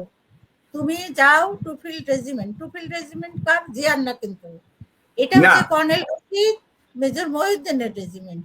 জি, এটা বিএনপি স্বীকার করতে চায় না যে জেনারেল জিয়া কেন টুফিল্ড রেজিমেন্টে যাবে। এটা ওদের নির্দেশে কর্নেল মহিউদ্দিন তাকে টুফিল্ড রেজিমেন্ট নিয়ে গেছে। তাকে কিন্তু এলিফ্যান্ট রোডে নেওয়ার কথা, ওখানে নিলে মেরে ফেলতো। ওকে। আর এদিকে মেজর ইকবাল আর মেজর হাফিজ, আমার হাজবেন্ডের বন্ধু মেজর হাফিজ, যে মেজর মহিউদ্দিন দেখে যে তারা অ্যারেস্ট করতে বা কিছু করতে গেছে, যখন মেজর মহিউদ্দিন তার টিম নিয়ে ঢুকছে, তারা ওই পিছনের বাউন্ডারি দিয়ে লাফ দিয়ে পালাই গেছে। আবার একটু কথাটা বলেন, মেজর হাফিজ আর কে? মেজর তার শ্যালক মেজর ইকবাল। এরা দুইজন কি জন্য গেছে? জিয়া রহমান সাহেবকে গ্রেফতার করতে গেছে? গ্রেফতার করতে অথবা মেরেই ফেলতে, কিছু একটা করতে। তাদের পাঠিয়েছিল কে জানেন? কর্নেল তাহের। এগুলো কথা ওরা স্বীকার করে না, এগুলো হচ্ছে সবচেয়ে সত্যি কথা। এগুলো কর্নেল, আমি যেদিন আপনাকে একটা, আবার অন্যদিকে চলে যাব, কিন্তু একটা কথা খুব গুরুত্বপূর্ণ আছে আপনাকে যেটা জি, বলতে বলেন চাই। বলেন বলেন। আমি 2002 সালে দেশে এসে 10ই জুলাই দেশে আসছি। 12ই জুলাই আমার ভাইকে দেখতে গেলাম। যাই হোক, এত বড়, তখন বিএনপি আমল, এত বড় জুলাই মাস, প্রচন্ড গরম, এত বড় তালা। যাই হোক, সেই তালা আমি খুলিয়েছি। আমি বলছিলাম 12,000 মাইল দূরে থেকে আমার ভাইকে হাগ করবো, আমি এইভাবে তো যাব না, আমার ভাইয়ের কাছেই যাব না। এইভাবে আধা ঘন্টা ওদের সাথে তর্ক বিতর্ক করে আমি তালা খুলিয়েছি, সবার তালা খুলিয়েছি। পাশাপাশি কন্ডেম ছিল, একের জন্য এক এক ধরে রাখছে। তখন আমি কিন্তু কর্নেল মহিউদ্দিনকে আগে কখনোই দেখিনি, কখনো দেখিনি। তা একজন এরকম দাড়িওয়ালা, খুব মানে মনে হলো খুব মানে ভালো পরেশগার মানুষ এসে আমাকে বললো যে আপা, আমি ভুলতে পারি না ওনার এই কথাগুলো, আপা আমার নাম কর্নেল মহিউদ্দিন, আমি 7ই নভেম্বরে নিজের প্রাণ তুচ্ছ করে, জেনারেল জিয়া ছিলেন ছোট আর উনি লম্বা, বলে জেনারেল জিয়ার মাথাটা বুকের মধ্যে চেপে ধরে আমি নিয়ে আসছি মিস বেগম জিয়া দাঁড়ানো। বলছে ভাই কোথায় নিয়ে যাচ্ছেন, কোথায় নিয়ে যাচ্ছেন? আমি বললাম যে ভাবি আপনি চিন্তা করেন না, আমরা স্যারকে নিরাপদ জায়গায় নিয়ে যাচ্ছি। আর ওদিক দিয়ে মেজর হাফিজ, মেজর ইকবাল বাউন্ডারি টপকে পালাই গেছে। তারপরে আজকে তারা মন্ত্রী, আজকে হাফিজ মন্ত্রী আর আমি এইখানে। তা আমি বললাম যে আপনি বিপিএম কে চিঠি লেখেন। ওকে, মাহফুজ আপা আপনাকে একটু জিজ্ঞাসা করি। আপনি বলছেন মেজর হাফিজ এবং মেজর ইকবাল তারা জি শহীদ রাষ্ট্রপতি জিয়াউর রহমানকে হয় গ্রেফতার করতে গেছে নতুবা মেরে ফেলতে গেছে কর্নেল তাহেরের নির্দেশে। এটা কি আপনাদের অ্যাজাম্পশন নাকি এটার পিছনে? এটা কর্নেল মহিউদ্দিনের কথা, আমি যা শুনেছি সেটাই বলছি। এটা কিন্তু আর কারোর মুখে, এটা কর্নেল মহিউদ্দিনের মুখে। উনি মৃত্যু পথযাত্রী, ওনার মৃত্যুদণ্ড হয়ে গেছে, তখন উনি কি মিথ্যা বলবেন? আচ্ছা, না কর্নেল মহিউদ্দিন সাহেব আপনাকে এই কথাটা কত সালে বলছে? 2002 সালের 12ই জুলাই, আমি 10 তারিখে এসেছি, 12ই জুলাই কন্ডেম সেলের ভিতরে বসে বলছে এই কথাটা আমাকে। উনি বলছে যে মেজর হাফিজউদ্দিন এবং মেজর ইকবাল এরা দুইজন কর্নেল তাহেরের নির্দেশে গেছিল জিয়াউর রহমান সাহেবকে খুন করার জন্য অথবা গ্রেফতার করার জন্য। জি এক্স্যাক্টলি। আচ্ছা, এখন আমি আপনাকে একটা কথা জিজ্ঞাসা করি। আপনারা যখন ব্যাংককে ছিলেন, আপনারা ব্যাংককের হোটেলে ছিলেন, তখন 7ই নভেম্বর আসলো, ওই সময় ওখানে বসে আপনার কি এমন কিছু মনে পড়ে যে কর্নেল পাশা অথবা মেজর ডালিম অথবা কেউ জিয়া সাহেব সম্পর্কে কোনো নেগেটিভ মন্তব্য করছে বা জিয়া সাহেবকে মেরে ফেলতে হবে বা কোথায় তাকে সেভ? ওরা জেনারেল জিয়াকে ভালোবাসতো। কিভাবে ফাইট করে আমার বাসায় বসে ডিসিশন নেওয়া হয়েছে জেনারেল জিয়াকে চিফ বানানো হবে, আমার বাসায় বসে, আমি একমাত্র। এটা কে করেছে জানেন?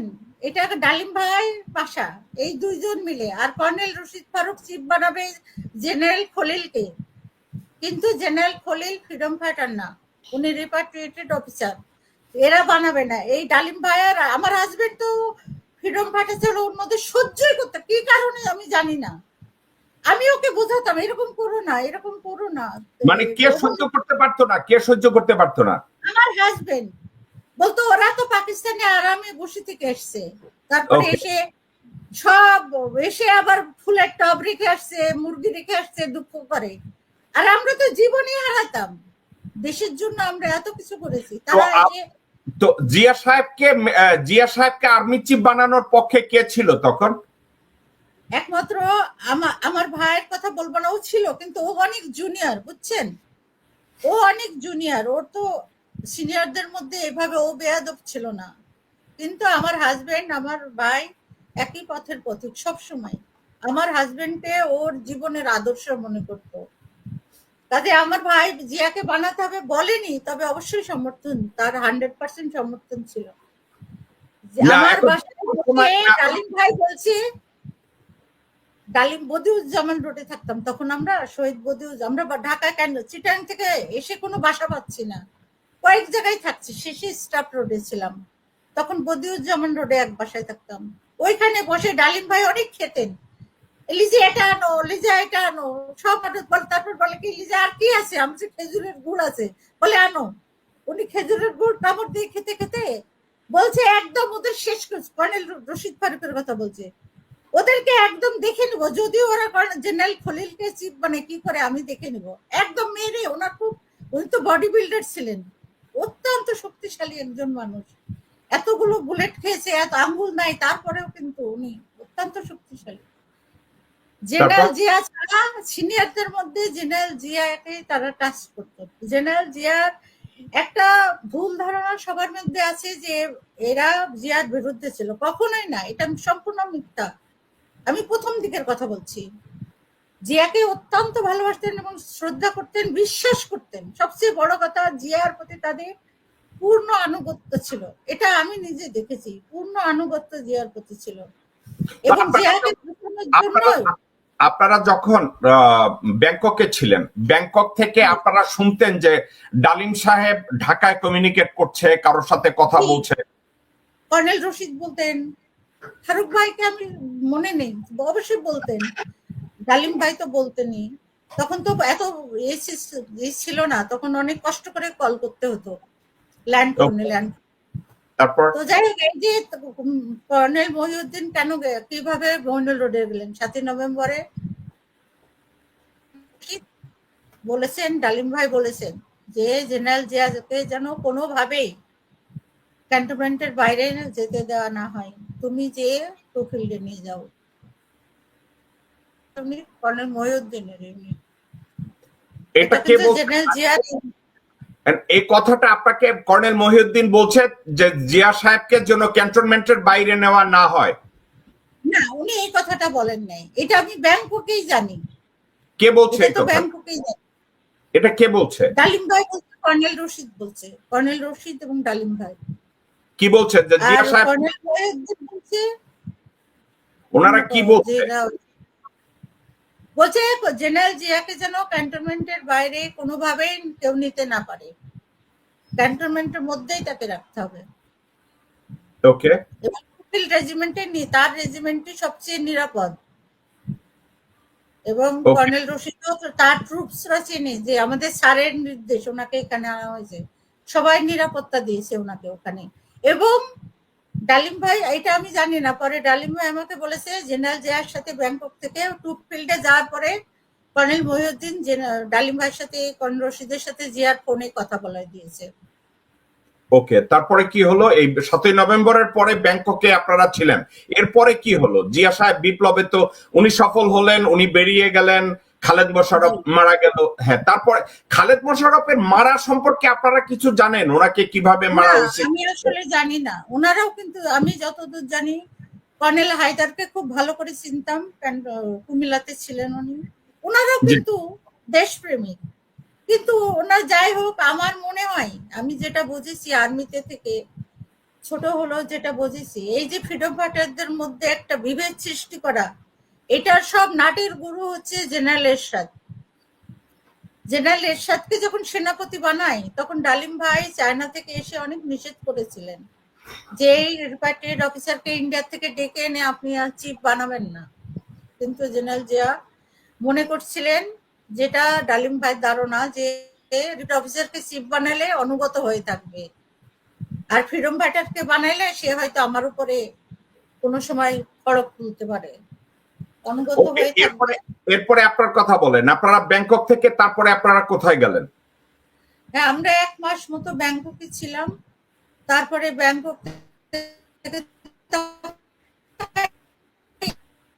তো জানি না, পরে শুনেছি ইন্টারভিউ দিয়েছে Mrs Farooq, Mrs Rashid interview দিয়েছে কোথায় কোথায়, আমি আসলে এত কিছু জানি না। পরে এখানে ওখানে পরে গাদ্দাফিকে রাজি করানো হয়েছে, এবং গাদ্দাফিকে নাকি রাজি করেছেন ভুট্টো রাজি করেছেন। এটা আমি পরে জানি, তখন জানতাম না। এরপরে আপনারা কোথায় গেছেন?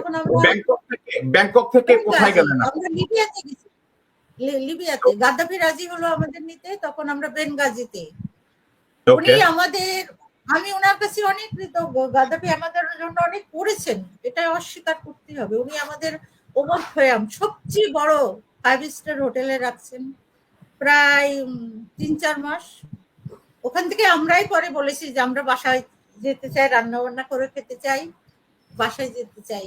পরে উনি একদম ফুল ফার্নিশড অ্যাপার্টমেন্ট, খুবই সুন্দর, এক একজনকে এক একটা অ্যাপার্টমেন্ট দিয়েছেন।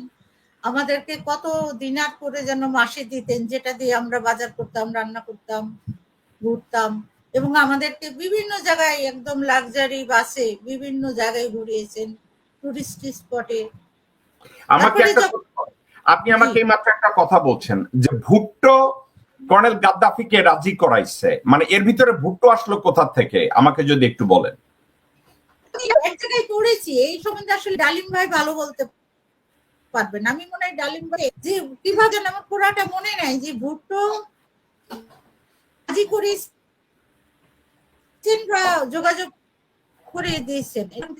কোথায় যাব বুঝতে পারছি না, কেউ কোথায় যাব রাজি করেছেন ভুট্টো, আমি জানি না, আমি শিওর না আসলে, তবে আমি এক জায়গায় পড়েছি। আর আপনার কথা, ভিতরের খবরটা আমাদের বলতো না। শুনতো না। আপু আপনার কথা এবং আপনার ভিডিও এত ভেঙে যাচ্ছে, বেয়ারলি আমি শুনতে পাচ্ছি। তাই আমি কিন্তু আমার ভিডিও ভালো দেখছি, আমার কথাও শুনতে পাচ্ছি, আপনারও না শুনতে পাচ্ছি, কিন্তু আপনি না কেন পাচ্ছেন না? তাহলে কি হেডফোন দেবো? আবার হেডফোন দেবো? দেন এরকম আপনি তো হয় না। আজকের হবে আমি জানি, এটা কেন হয় আমি সেটাও জানি, আপনাকে আমি বলছি। বাদ দেন, আপনি তো বলছেন, আমি কি সেলফোনে ট্রাই করবো? সেলফোনে করবো? দেন জানি আপনি না। এ ফোনে দেন আরো বেশি হয় দেখলে। আসলে কথা ভেঙে গেলে তো আপনি শুনে আরাম পাবেন না, না শান্তিতে না শুনতে আমি পাবেন না। শুনতেছি না। কারণ অনেক কিছু বলার আছে, অনেক কিছু বলার আছে, কিন্তু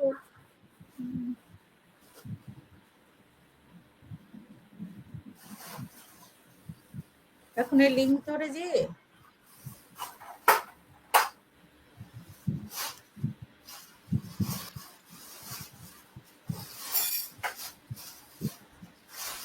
এখানে লেখা আছে continue with YouTube, continue with Facebook, কোনটাতে দিলে ভালো হবে? আপনি যেটায় যান, যে আপনি যেটা পাসওয়ার্ড মনে আছে ওইটায় যান।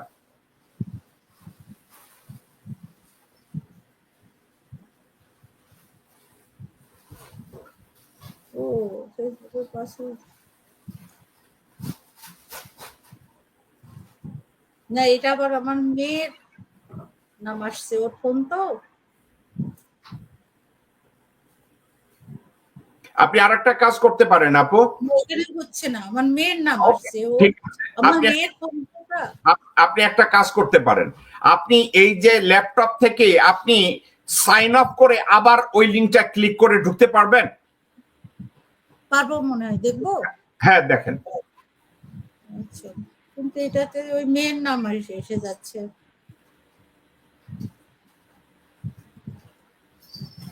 ওটা বাদ দেন, আপনার ফোনটা রাখেন। দেখে আবার যদি না পারি, কি জানি, ভয় লাগছে। আবার লিঙ্কটা পাঠাবেন নাকি এই লিঙ্ক আছে আমার কাছে? সেম লিঙ্কে, সেম লিঙ্ক। দর্শক কিন্তু একটু আপনাদের সবার কাছ থেকে আমি একটু ধৈর্য আশা করব। আমি একটা জিনিস আপনারা লক্ষ্য করেছেন, আমি যখনই এই বিষয়গুলো নিয়ে আমি আলাপ আলোচনা করতে যাই, বাংলাদেশের সশস্ত্র বাহিনী স্পেশালি জেনারেল ওয়াকার, উনি আমাদের এই শোটা তো অত্যন্ত পছন্দ করে। উনি একটা কাজ করে, ওই সেনাবাহিনীর লোকজনদেরকে দিয়ে অথবা এনটিএমসির লোকজনদেরকে দিয়ে ইন্টারনেটটাকে এমন ভাবে স্লো করে যাতে এই কনভারসেশন গুলো আমরা ঠিকঠাক মতো শুনতে না পাই, আমরা যেন আলাপ আলোচনাটা কন্টিনিউ করতে না পারি। সাবজেক্ট এমনই দাঁড়ায়। ভদ্র মহিলার কাছে এমন কিছু তথ্য আজকের আমি জানবো বা আপনাদেরকে জানানোর চেষ্টা করব, যেগুলো নিয়ে ইউজুয়ালি কোনো আলাপ আলোচনা এভাবে হয় না। তো আমি চেষ্টা করছি ভদ্র মহিলা যদি আবার, হ্যাঁ উনি ইন করেছে।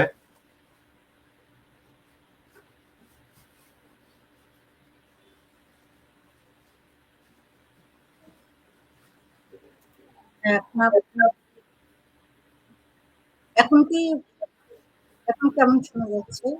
শোনা যাচ্ছে। আপনি একটু মাথাটারে যদি নিচু করেন, আমি একটু কম্পিউটারের স্ক্রিনটাকে একটু সামনে ধাক্কা দেন, তাইলেই হবে। আমি ল্যাপটপটা অনেক কাছে এনেছি যেন আপনি ভালো করে শুনতে পারেন। না এখন হ্যাঁ, না ল্যাপটপটার স্লাইডটা একটু সামনে নেন। না আরো আরো টানেন সামনে, আর একটু সামনে টানেন। নো, ওটা না আপু, স্লাইডিংটা আপনার দিকে টানেন। হ্যাঁ, আমার দিকে টানছি তো। তাতে তো আপনি ক্যামেরার বাইরে চলে যাচ্ছেন, সামনে ধাক্কা দিবেন। তাহলে আমি মনে হয় পিছনে যেতে হবে, দেখেন তো এখন। না ঠিক আছে, এখন ঠিক আছে, এখন ঠিক হ্যাঁ, আছে। জি এখন ঠিক আছে। জি, তো আমি যে কথাটা আপনাকে আমি বলতে চাচ্ছিলাম তখন, যে আপনারা ওখান থেকে আপনি ভুট্টোর নামটা আপনি বলছেন যে ভুট্টো কর্নেল গাদ্দাফিকে রাজি করাইছে, কিভাবে ভুট্টো আসে এই বিষয়টা আপনি জানেন না। এটা আমি ডালিম ভাই, আমি আচ্ছা আমি নূর ভাইকে জিজ্ঞেস করবো, শিওর হয়ে আপনাকে আবার জানাবো। আমি পড়েছি এটা, এই জন্য বললাম। ওকে, তো আপনারা ওখানে ছিলেন, তারপরে লিবিয়া থেকে ওখানে কর্নেল গাদ্দাফি আপনাদেরকে দেখভাল করলো, আপনাদেরকে ভালো টেক কেয়ার করলো, দেখভাল করেছে অত্যন্ত সম্মানের সাথে। ওকে, তারপরে কি হলো? তারপরে এখন লিবিয়াতে এরা সবাই একসাথে ছিল, যাচ্ছে, ভালোই ছিলাম মোটামুটি। তখন তো আমাদের বয়স কম, ঘুরছি ফিরছি, হিন্দি সিনেমা দেখতাম, হিন্দি সিনেমা হলে যে। এর মধ্যে শিশু ভাই গেলেন, শিশু ভাই যে সবার জন্য ওই যে বিভিন্ন জায়গার এমবেসিতে চাকরি, সেই চাকরি মানে পৃথিবীর বিভিন্ন প্রান্তে, যেটা আমি অন্যরা বলেছে ডালিম, যে অনেকে বলে না বিএনপি পুরস্কৃত করলো, তো ডালিম ভাইকে বললাম, উনি বলেন যে পুরস্কৃত না, এটা নির্বাসিত করলো।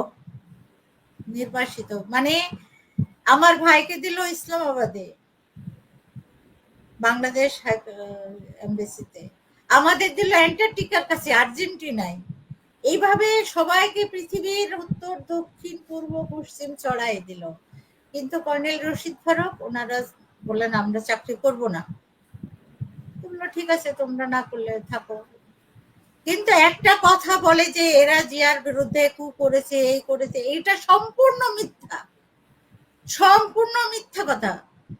শুধু একটা কর্নেল ফারুক ভাই কিন্তু খুব ভালো একজন মানুষ, কিন্তু একগুঁয়ে, কিন্তু অত্যন্ত ভালো মনের একজন মানুষ। উনি পরে আমার বাসায় আঙ্কারাতে এসেছেন, রোমে এসেছেন, আমরা যখন ইটালিতে থাকি। অত্যন্ত ভালো মনের একজন মানুষ, কিন্তু একগুঁয়ে। উনি বগুড়াতে যে একটা উল্টাপাল্টা করছেন, এই একটা কারণ ছাড়া 15 আগস্টের কেউ জেনারেল জিয়ার বিরুদ্ধে কখনোই কথা বলেনি, বরং তার পক্ষে থেকেছে, সব সময় তার পাশে থাকতে চেয়েছে। একটা কথা পরিষ্কার, এটা একদম আমি পরিষ্কার বলতে চাই। আপনি আপনি আমাকে একটা কথা বলেন, আপনি বলেছেন জেনারেল শিশু লিবিয়াতে গিয়ে সবাইকে বিভিন্ন এমবাসিতে পাঠিয়েছে।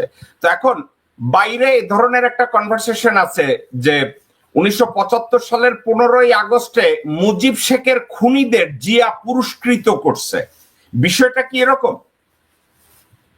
এটা পুরস্কৃত করা মানে না, ওরা 75-এর বীররা বলে এটা পুরস্কৃত না। এটা কিভাবে পুরস্কৃত করা হয়? দেশ ছেড়ে এরা কি বিদেশে চাকরি করার জন্য যুদ্ধ করেছিল? এটা নির্বাসিত করা। তারপরেও তারা জিয়ার পক্ষেই ছিল। এটা কোনোভাবে, যারা বলে তারা মূর্খ, ইতিহাস জানে না, সংকীর্ণ ভাবে জিনিসটা চিন্তা করে। তারা এটুকু বুঝে না তারা কি এমবেসিতে চাকরি করার জন্য যুদ্ধ করে দেশ স্বাধীন করেছিল? তাহলে কেন বারবার জিয়াকে চিঠি লিখেছে যে আমাদেরকে দেশে ফেরত নিন, দেশে ফেরত নিন, বারবার প্রেসিডেন্ট হওয়ার পরেও। আরেকটা কথা বলবো, ইন্ডেমনিটি নিয়ে কথা আছে, বলতে চাই আপনার সাথে। জি বলেন বলেন। যেটা 75 সালের নভেম্বর মাসে খন্দকার মুস্তাক একটা ইন্ডেমনিটি অ্যাক্ট জারি করল, অধ্যাদেশ জারি করেছে। ওইটা কিন্তু কোনো মূল্য ছিল না, তখন সংসদ ছিল না, উনি শুধু জারি করলেন এই পর্যন্ত। কিন্তু এটা সংসদে পাশ করালেন কে?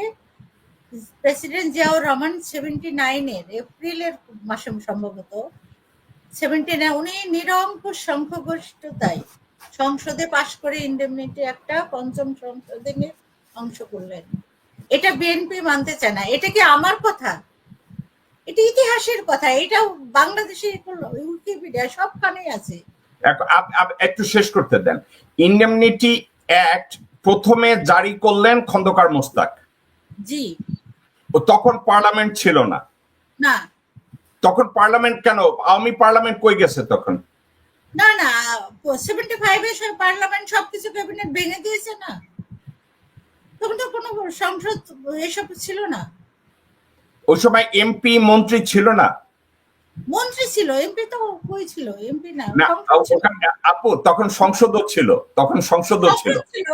হ্যাঁ, ওটা তো তখন পাশ করালো না কেন? পাশ করেনি তো সংসদ। আমি জানি তখন সংসদ ছিল। হ্যাঁ, সংসদ অধিবেশন তো, আমি বলছি সংসদ ছিল, সংসদ ছিল, তখন মন্ত্রী পরিষদ ছিল, তখন তো অ্যাক্টিং গভর্নমেন্ট। মন্ত্রী পরিষদ ছিল জানি আমি। আপা উইদাউট সংসদ মন্ত্রী পরিষদ থাকে না প্রধানমন্ত্রীর অধীনে। কিন্তু তখন কেন পাশ করেনি খন্দকার মুস্তাক? পাশ কেন প্রেসিডেন্ট জিয়াউর রহমান করালেন? আচ্ছা, এটা এই সাবজেক্টটা নিয়ে আমি আর আপনি পরে এক সময় কথা বলবো, কারণ এই সাবজেক্টটা সম্পর্কে আপনিও ক্লিয়ার না, আর আমি যে ক্লিয়ার। এটা 79-এই হয়েছে, পাশ করেছি। সংসদে প্রেসিডেন্ট প্রেসিডেন্ট হওয়ার পরে এটা নিয়ে কোনো বিতর্ক নেই। এটা তো আপনি উইকিপিডিয়াতে খুলে দেখেন, ওখানেও আছে বিভিন্ন জায়গায়। ওয়াইকিপিডিয়া কবে ইন করাইছে? আমি জানি না, তবে এটা একদম ধ্রুব সত্য। আমরা তো তখনই জানি জেনারেল জিয়া নিরক্ষর সংখ্যাগরিষ্ঠে যখন পাশ করালো, তখন তো আমরা বিদেশে, তখন আমরা টার্কিতে, তখনই জানি। তারপরে জিয়াউর রহমান তার কিছুদিন পরে উনি নিজেও টার্কিতে গেলেন। তারপর আমরা 3-4 দিন একসাথে থাকলাম আঙ্কারায়। তারপরে বেগম জিয়া একসাথে গেলেন। এটা নিয়ে কোনো বিতর্ক নেই, উনি পাশ করেছেন, এটা মিসেস জিয়াও জানে, সবাই জানে, কিন্তু বিএনপি স্বীকার করবে না। ওই নিচে যারা, এরা কিন্তু ইতিহাস জানে না, সত্যিকারের যে ইতিহাস। এবং এরা বলে জেনারেল শফিউল্লাহকে অ্যাম্বাসেডর করার পরে স্বাভাবিকভাবে জেনারেল জিয়া চিফ হতেন। কিভাবে? প্রেসিডেন্ট জিয়া তো অলরেডি সুপারসিডেড বাই কে? লেন্দু। আমি তো নাম নিই না, ওদের নাম নিই না, বুঝছেন? সুপারসিডেড বাই হু? লেন্দুব দর্জি, মানে শেখ মুজিব? হ্যাঁ, আমি তো ওদের নাম নিই না। তো একজন সুপারসিডেড অফিসার কি করে চিফ হতো বলেন? আমার বাসায় বসে আমার সামনে এটা প্রেসিডেন্ট জিয়াও জানতেন, উনিও জানতেন। পরে যেসব কথা হয়েছে, উনি বেঁচে থাকলে লজ্জা পেতেন এইসব কথা শুনে। বিটদের নামে যত অপবাদ দিয়েছে বিএনপি, যে 18টা কু করেছে, এই করেছে, ওরা এক একজন পৃথিবীর এক এক প্রান্তে। ওদের আন্ডারে কি কোনো ট্রুপ ছিল? ওদের কাছে কোনো গান ছিল? কু কি ম্যাজিকের মতো বাতাসে ফু দিয়ে হয়ে যায়? এটা কি মার্বেল খেলা যে গুলি ছুড়ে মারলাম কু হয়ে গেল? এত সহজ না। সেদিন কু যদি সাকসেসফুল না হতো, তাহলে আমি আর আমার বাচ্চাকে ব্রাশ ফায়ার করে মেরে ফেলতাম। আমরা জানতাম না কেন মরে গেলাম, যেমন আমার মেয়ে জানেনি সে কেন মরে গেল। সেভাবে মূল্য আমরা দিয়েছি, মূল্য দিয়েছি রক্ত দিয়ে, চোখের পানি দিয়ে। যারা কোনো মূল্য দেয়নি, সব যুগে সুখে থেকেছে, তারা অনেক ভালো ভালো কথা বলবে, যারা দেখবেন মধুর মধুর কথা বলবে। যাদেরকে কোনো আমলেই কোনো মূল্য দিতে হয়নি। আমাদের, আপনি বললেন না একটা ফ্যামিলিতে তিনজন না, কিন্তু 4 জন। কারণ আমার মাকে, আমার ভাইয়ের কোনো বাড়ি ছিল না, ওর কিছু ছিল না, ওর কোনো সম্পদ, কিছু 2-3 হাজার বই ছাড়া আর কোনো সম্পদ রেখে যায়নি। আমার মাকে তার বাড়ির থেকে, যে বাড়ি 1925 সালে আমার আব্বা কলকাতায় ক্যাম্বেল কলেজ, মেডিকেল কলেজ থেকে ডাক্তারি পাশ করে এসে একটা ভাঙা বাড়ি তার বালিকা বধূকে উপহার দিয়েছিলেন।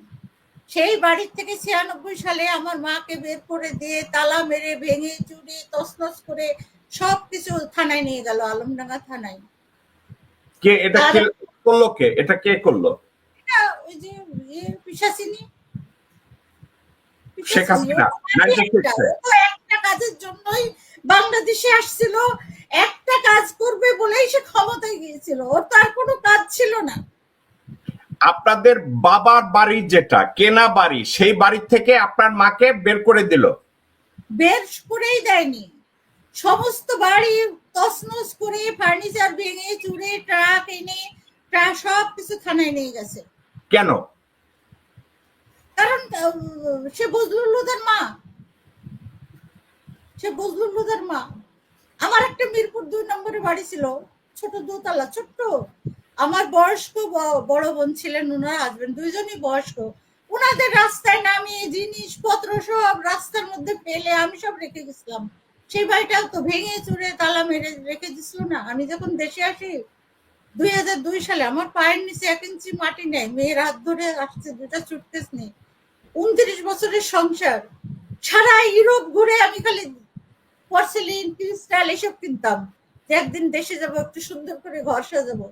সব ফেলে 2টা সুটকেস নিয়ে মেয়ের হাত ধরে এসে, আমার মেজো ভাই তখন ক্রীড়া পরিষদের ডাইরেক্টর, উনি সরকারি একটা বাসা ছিল ধানমন্ডিতে, কোয়ার্টার, ওই বাসায় আমরা একটা কোয়ার্টারে 3 জন ফ্যামিলি থাকি।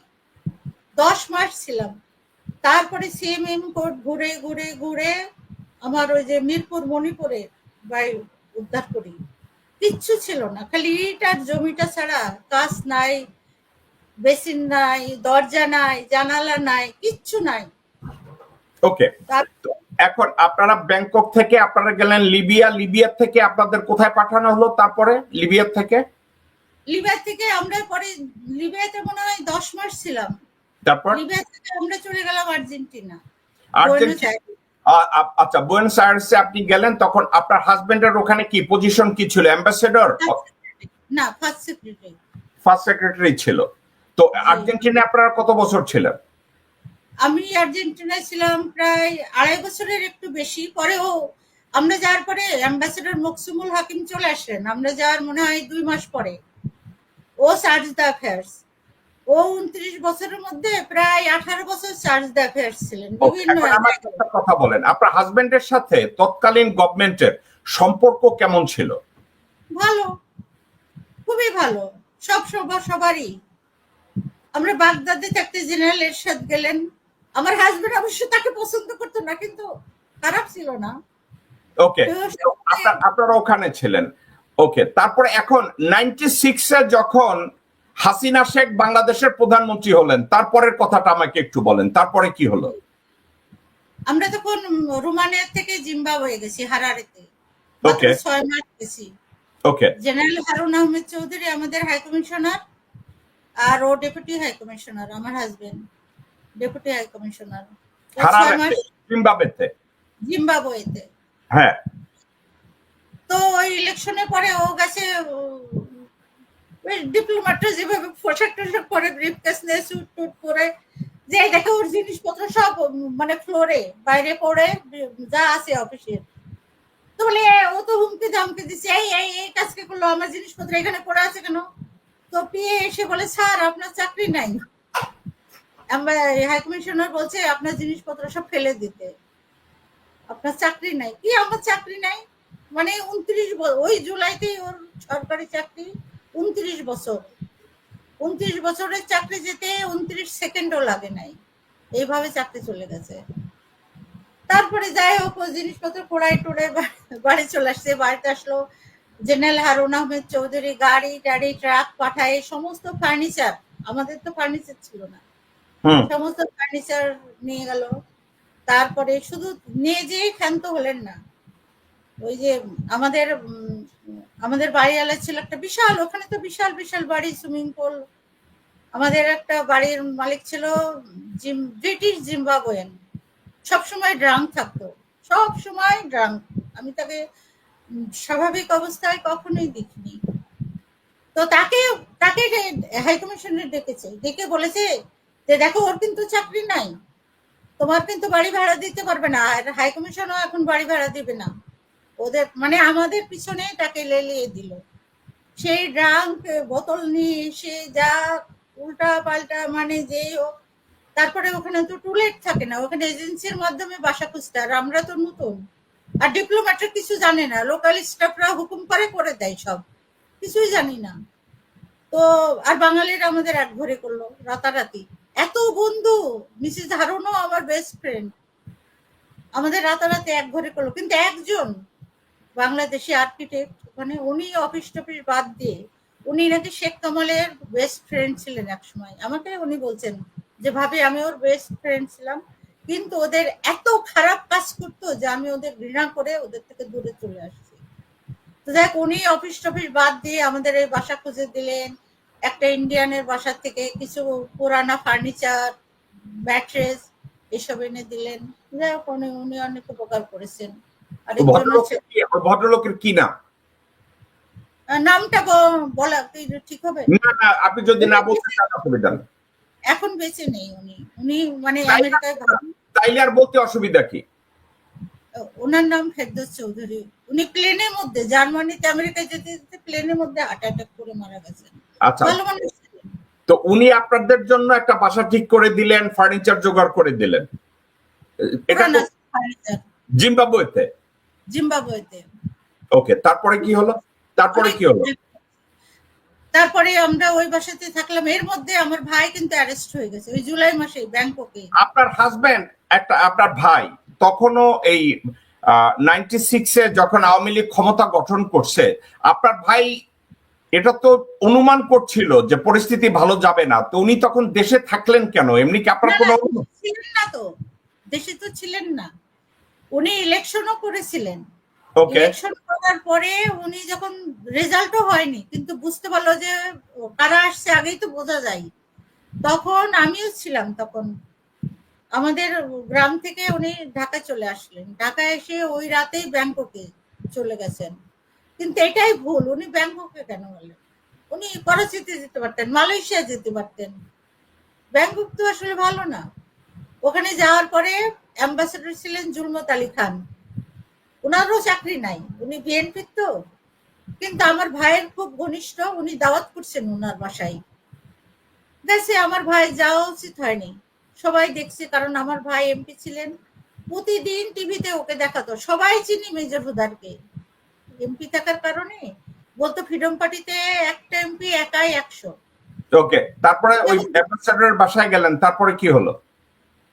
তারপরে সবাই যে আমার ভাই একদিন কোর্টে এইসব ঘটনা আমাকে বলেছে, যে কিভাবে জানাজানি হলো যে ও ব্যাংককে।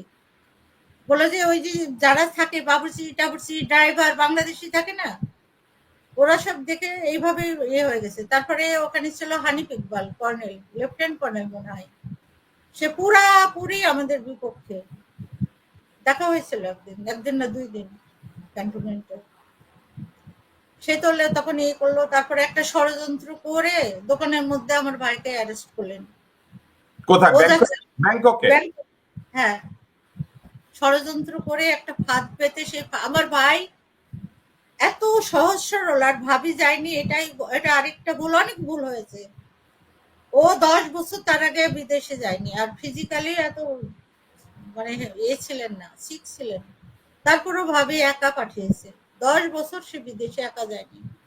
ভাবি যে অস্ট্রেলিয়ায় যাচ্ছিল, ভাবি যে 4 জনেরই ভাবির বোন থাকে তো অস্ট্রেলিয়ায়, ওখানে ইউনিভার্সিটির প্রফেসর। তো ওখানে যেতে যেতে সে ব্যাংককে ওখানে কেন 1 মাস বসেছিল। আমি আমার দৃঢ় বিশ্বাস কর্নেল রশিদ বলেছিল যে তুমি এখানে থাকো, দেখি কিছু করা যায় কিনা, এত দূরে প্রথমেই চলে যেও না, এত দূরে। যে এটা আমার ভাই কখনোই বলবে না, কারণ নামে বলবে না, কিন্তু আমি জানি এটাই হয়েছিল। অথবা শাহরিয়ার ভাই গেছে ওখানে ইয়েতে, চায়নাতে। শাহরিয়ার ভাই ডালিম ভাই চায়নাতে গেছে, ওরাও বলতে পারে যে তুমি এখানে, ডালিম ভাই অবশ্য বলছে যে না আমি এটা বলিনি, তুমি এখানে অপেক্ষা করো, দেখি চায়নাতে যদি কিছু হয় আমরা একসাথে চায়না চলে যাবো। দেখ, বললেও খারাপ উদ্দেশ্যে বলেনি। তো ও তো একদম মানে আবার ওর এরশাদ আমলে ওকে অ্যারেস্ট করে ইলেকট্রিক শর্ট দেওয়ার পরে ও কানে অনেক কম শুনতো, ওর নার্ভ ড্যামেজ করে দিয়েছিল। আনোয়ার হোসেন মঞ্জু তখন হোম মিনিস্টার, তার এই লোকের নির্দেশে ওর উপরে অনেক ফিজিক্যাল টর্চার করা হয়েছিল। ওকে, এটা আলাদা, এটা আলাদা। তারপরে কি হলো? আপনার ভাইকে ব্যাংকক থেকে ঢাকা নিয়ে আসলো? না, ঢাকা আনতে পারে নাই। আমি তখন আমার ভাইয়ের সাথে কথা বলে বুঝলাম ওর কাছে হয়তো অস্ট্রেলিয়া যাওয়ার টিকিটের পয়সা নাই, আমার মনে হলো, ও বলেনি কিছু। তখন আমার হাজবেন্ডকে বললাম তুমি আমাকে কিছু ডলার ধার দাও। আমার হাজবেন্ড তো প্রথমে বলছে না আমারই চাকরি নাই, কোথায় ডলার। আমার কাছে ছিল, ওর হাতটা ধরে আমি নিয়ে $2000 করে ওইটা ওই যে কি করে যেন ব্যাংকে যে ওই যে পে অর্ডার করে ডিএসএল করে পাঠিয়ে দিলাম। এখন ডিএসএল আলারা আমাদের বলে যে আমাদেরও তো ফোন লাইন কাটা, বাসায় এসে বলে যে আমরা তো প্রাপক খুঁজে পাচ্ছি না, তোমরা যে অ্যাড্রেস দিয়েছো ওই হোটেলে কেউ নেই।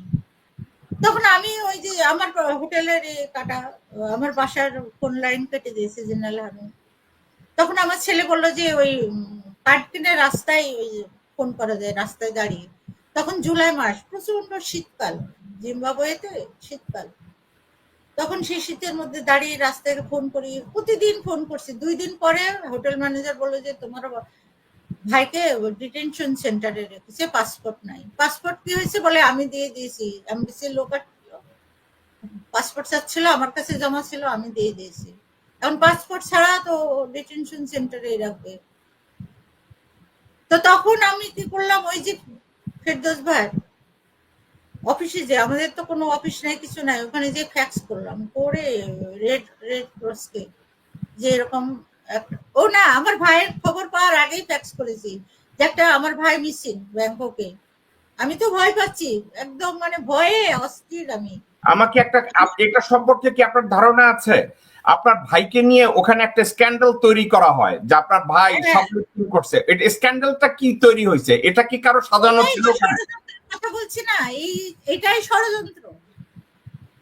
যে মানুষ হাজার মিলিয়ন বিলিয়ন ডলার নিজের সব উজাড় করে সেই মানুষ এমন একটা আপনি দেখছেন আওয়ামী লীগের একটা নীতি, যাকেই যা করবে একটা চরিত্রে একটা। আপু এটা নিয়ে আমি অবাক হই না, বাংলাদেশে বা ওই কি যেন অনেক মন্ত্রীকে অ্যারেস্ট করছে, মাছ চুরি করছে, বিলাই চুরি করছে, গরু চুরি করছে, জাফরুল্লাহ চৌধুরীর মাছ চুরির জন্য গ্রেফতার করছে, কুত্তা চুরির জন্য লোকজন গ্রেফতার করছে। এনিওয়ে, ফখরুল নাকার বিরুদ্ধে বাসে আগুন দিয়েছে। ওকে, তো এখন আপনার ভাইয়ের সম্পর্কে কি বলছিল? সে শপলিফটিং করছে বাজার থেকে, এটা বলছিল। একটা হাস্যকর যুক্তি, এটা একটা সম্পূর্ণ ওকে অ্যারেস্ট করার জন্য ওই শপের মধ্যে যে, আর ব্যাংককে আমরা তো ছিলাম, অনেক আগে ছিলাম, ব্যাংককে টাকা দিলে এমন সবকিছু করা যায়, এত খারাপ ওরা। আমি 1 মাস ব্যাংককে থেকে বুঝেছিলাম, আমি বললাম আমি জীবনে এই দেশে আর কখনো আসবো না, এবং আল্লাহ যে আমি অনেক পৃথিবী ঘুরেছি, আমাকে ব্যাংককে যেতে হয়নি, যাবো না কোনোদিন। ওকে, তারপরে আপনি আপনার ভাইকে খুঁজে বের করলেন কেমনে? তারপরে রেড ক্রসকে ওই যে বললাম একটা, আমার ভাই মিসিং, সবকিছু দিলাম।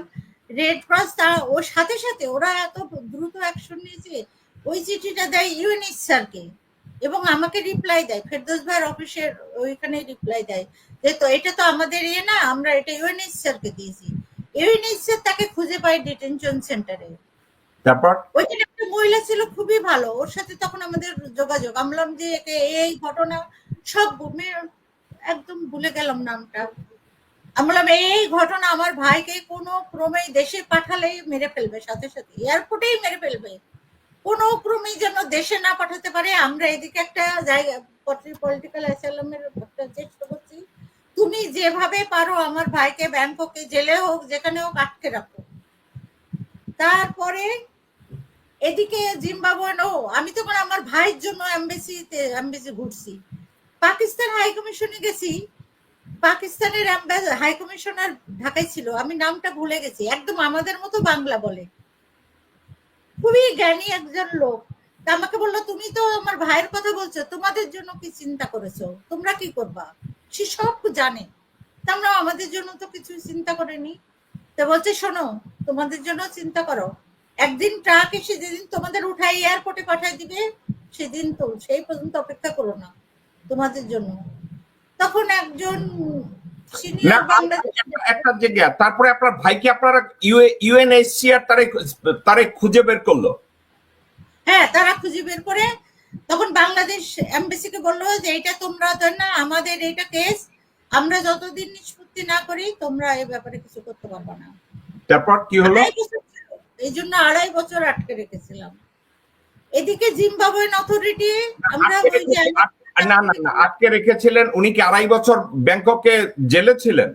জি, ডিটেনশন সেন্টারে 2.5 বছর কেস হয়েছে, অনেক কিছু, আমাদের জায়গা জমি বিক্রি করে, যার যা ছিল, আমি আমার ক্রিস্টাল পর্সেলেন সব বিক্রি করছি, অর্ধেকের বেশি গয়না গাটি সব করে ব্যাংকে শুধু ডলার পাঠাতে। ওখানে একটা থাই লয়ার রাখা হলো, চক্র, তোর নামটা মনে আছে, মিস্টার চক্র, অনেক ডলার নিত, অনেক। তারপরে কেসে তো হেরে গেল শেষে।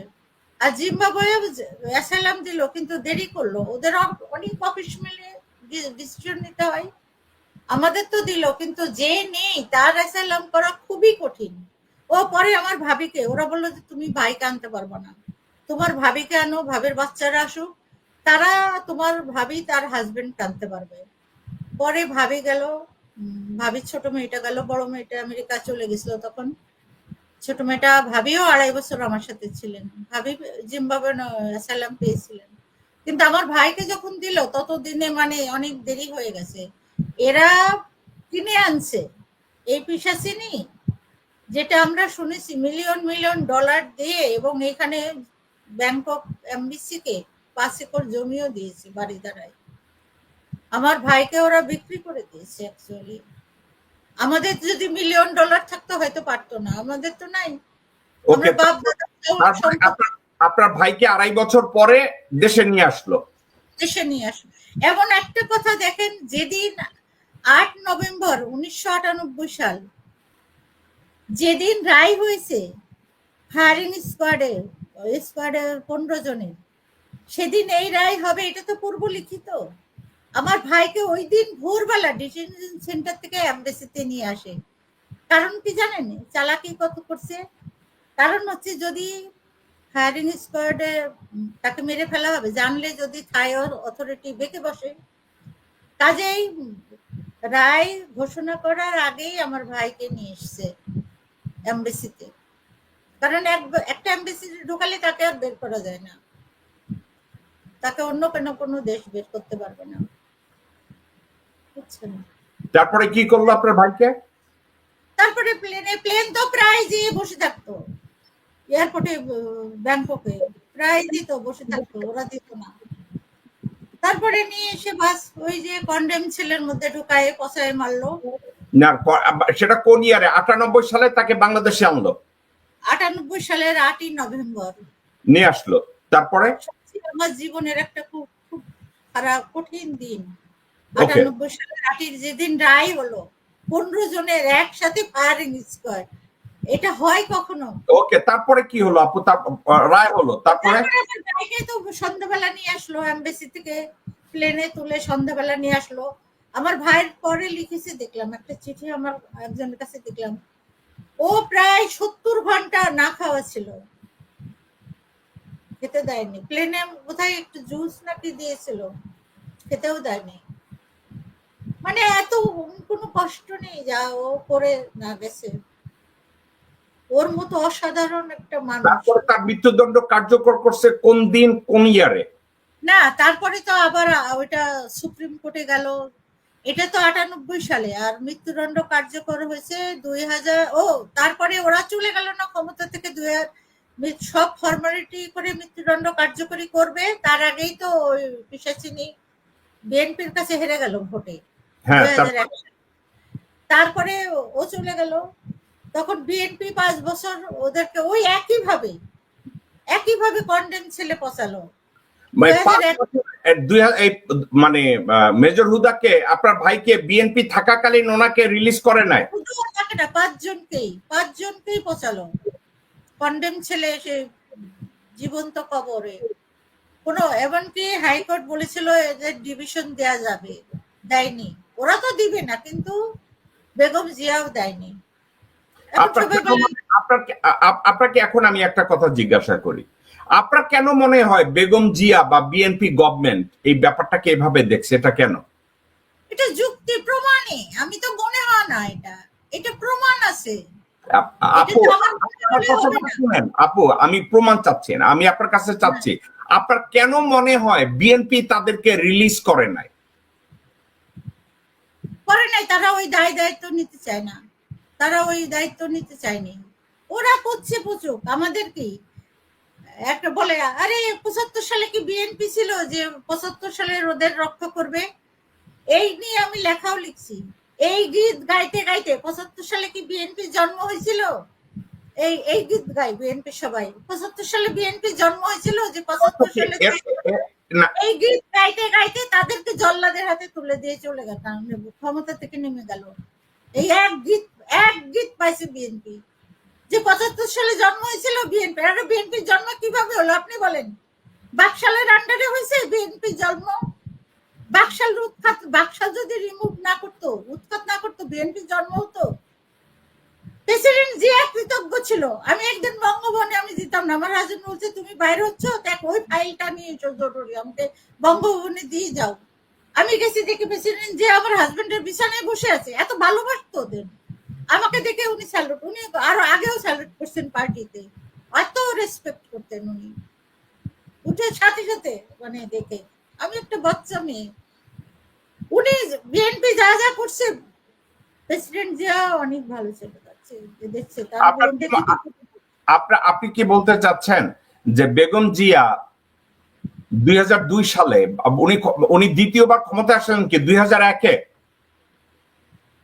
কি জানি কোনবার, আমি জানি না, দ্বিতীয়বার। ওকে, তো আপনার মনে হয় যে বেগম জিয়া এই দায়টা নিতে চান না যে 75-এর যাদেরকে বিপ্লবীদেরকে বলা হয় 75-এর খুনি, এখন জিয়া সাহেবের উপরে এই বদনামটা গেছে, ওনারা চাচ্ছেন এই বদনামটা বিএনপির গায়ে আসুক। সাবজেক্টটা কি এরকম ছিল? আসলে ওনারা দায় আসুক বা এইসব কিছু না, এটা আমাকে বিএনপির কয়েকজন মন্ত্রী নিজে বলছে যে এই যে মওদুদ, বুঝলেন, মওদুদ ম্যাডামকে বিভ্রান্ত করছে মওদুদ। তা আমি বলেছি যে আমি একজন প্রধানমন্ত্রী, যদি আরেকজন সে বিভ্রান্তই করতে পারে, আমার তো প্রধানমন্ত্রী থাকা উচিত।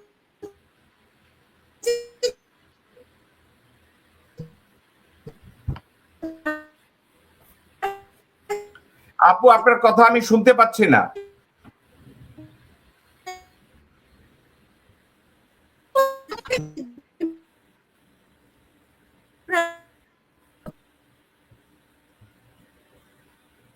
আপু আমি আপনার কথা শুনতে পাচ্ছি না।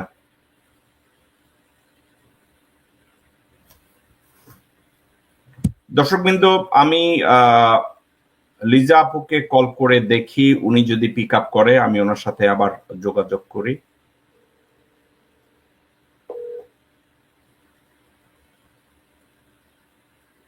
হ্যালো, আপনার কথা আমি মোটেও শুনছি না, আপনার ভিডিও ফ্রিজ হয়ে গেছে। হ্যাঁ আমি জানি, আমি আপু একটা কথা আপনাকে আমি বলি, জেনারেল ওয়াকার কোনো অবস্থাতে চায় না এই কনভারসেশন গুলো হোক। আমি জানি এটা হবে। শেষ করে নি, আবার গেছে, আবার চলে গেছে। আপনি কি এখন আমার কথা শুনতেছেন? জি, আপনি জি আমি শুনছি আপনার কথা। আপু এক কাজ করেন, আমি চাচ্ছি এই ইন্টারভিউটা আমরা কন্টিনিউ করব, কিন্তু এই ইন্টারভিউটা আমি কন্টিনিউ করব, কিন্তু আপনার বাসায় থেকে আপনি এই ইন্টারভিউ ঠিকমতো করতে পারবেন না। আপনার এই ইন্টারভিউটা অন্য কোনো জায়গা থেকে ভালো নেটওয়ার্কিংয়ে গিয়ে তারপরে আমাদের এই কথাগুলো কন্টিনিউ করতে হবে। আজকের আমরা এই কথাটা এই পর্যন্তই রাখি। আমি চাচ্ছি আপনি এই কনভারসেশনটা আমরা আমি আপনার কথাটা শুনেন, আমি আপনার পুরা কথা আরো 2 ঘন্টা কথা বলবো, কিন্তু এই যে কথার মধ্যে আপনার কথা ল্যাপস হয়ে যায়, আপনার কথা আমি শুনতে পাই না, আপনার ছবিও ঠিক মতো দেখা যায় না। শুনতে পাচ্ছেন এখন? জি, আপনি যেটা বলছেন আপনি বলেন। মওদুদ আহমেদের কথা বলছিলেন যে মওদুদ আহমেদ বেগম জিয়াকে মিসগাইড করছে, আপনি এটা বলতেছিলেন। আবার তাই বিএনপি মন্ত্রীদের কথা আমি শুনতে পাচ্ছি না আপনার কথা।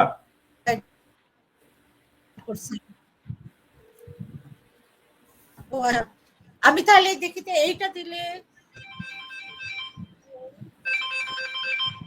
হ্যালো, আপনার কথা আপনি ভিডিওতে আপনার কথা আমি পাই না। ও আমি কিন্তু শুনতে পাই আপনার কথা, কিন্তু আমার এই দিক থেকে এখন আপনার যেটা করতে না, হেডফোনে না, আপনি একটা কাজ করতে পারেন, একটা কাজ করে দেখতে পারেন। আপু আমার কথাটা শুনেন, আমার কথা শুনেন, আমি মিউট করছি ডাবল শোনার জন্য। আপনি যে কাজটা করতে পারেন,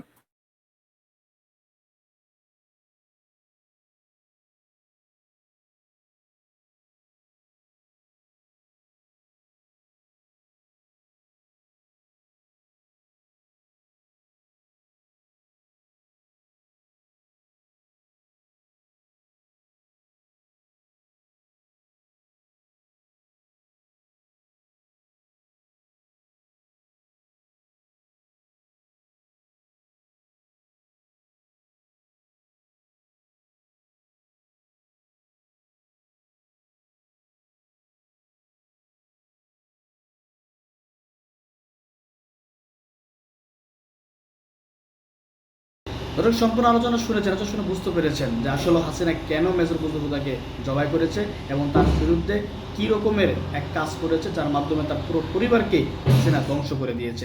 মেজর বজলুল হুদা নয়, সেনাবাহিনীর প্রতি হাসিনার ক্ষোভ ছিল, হাসিনার আক্রমণ ছিল, কারণ সেনাবাহিনী সেনাবাহিনীর চৌকুশ এবং সেনাবাহিনীর বিপ্লবী দেশপ্রেমিক সৈন্যরাই ৭৫-এ তার বাবাকে হত্যা করেছে না, দেশকে একটা কলঙ্কিত তারা মুক্ত করেছিল।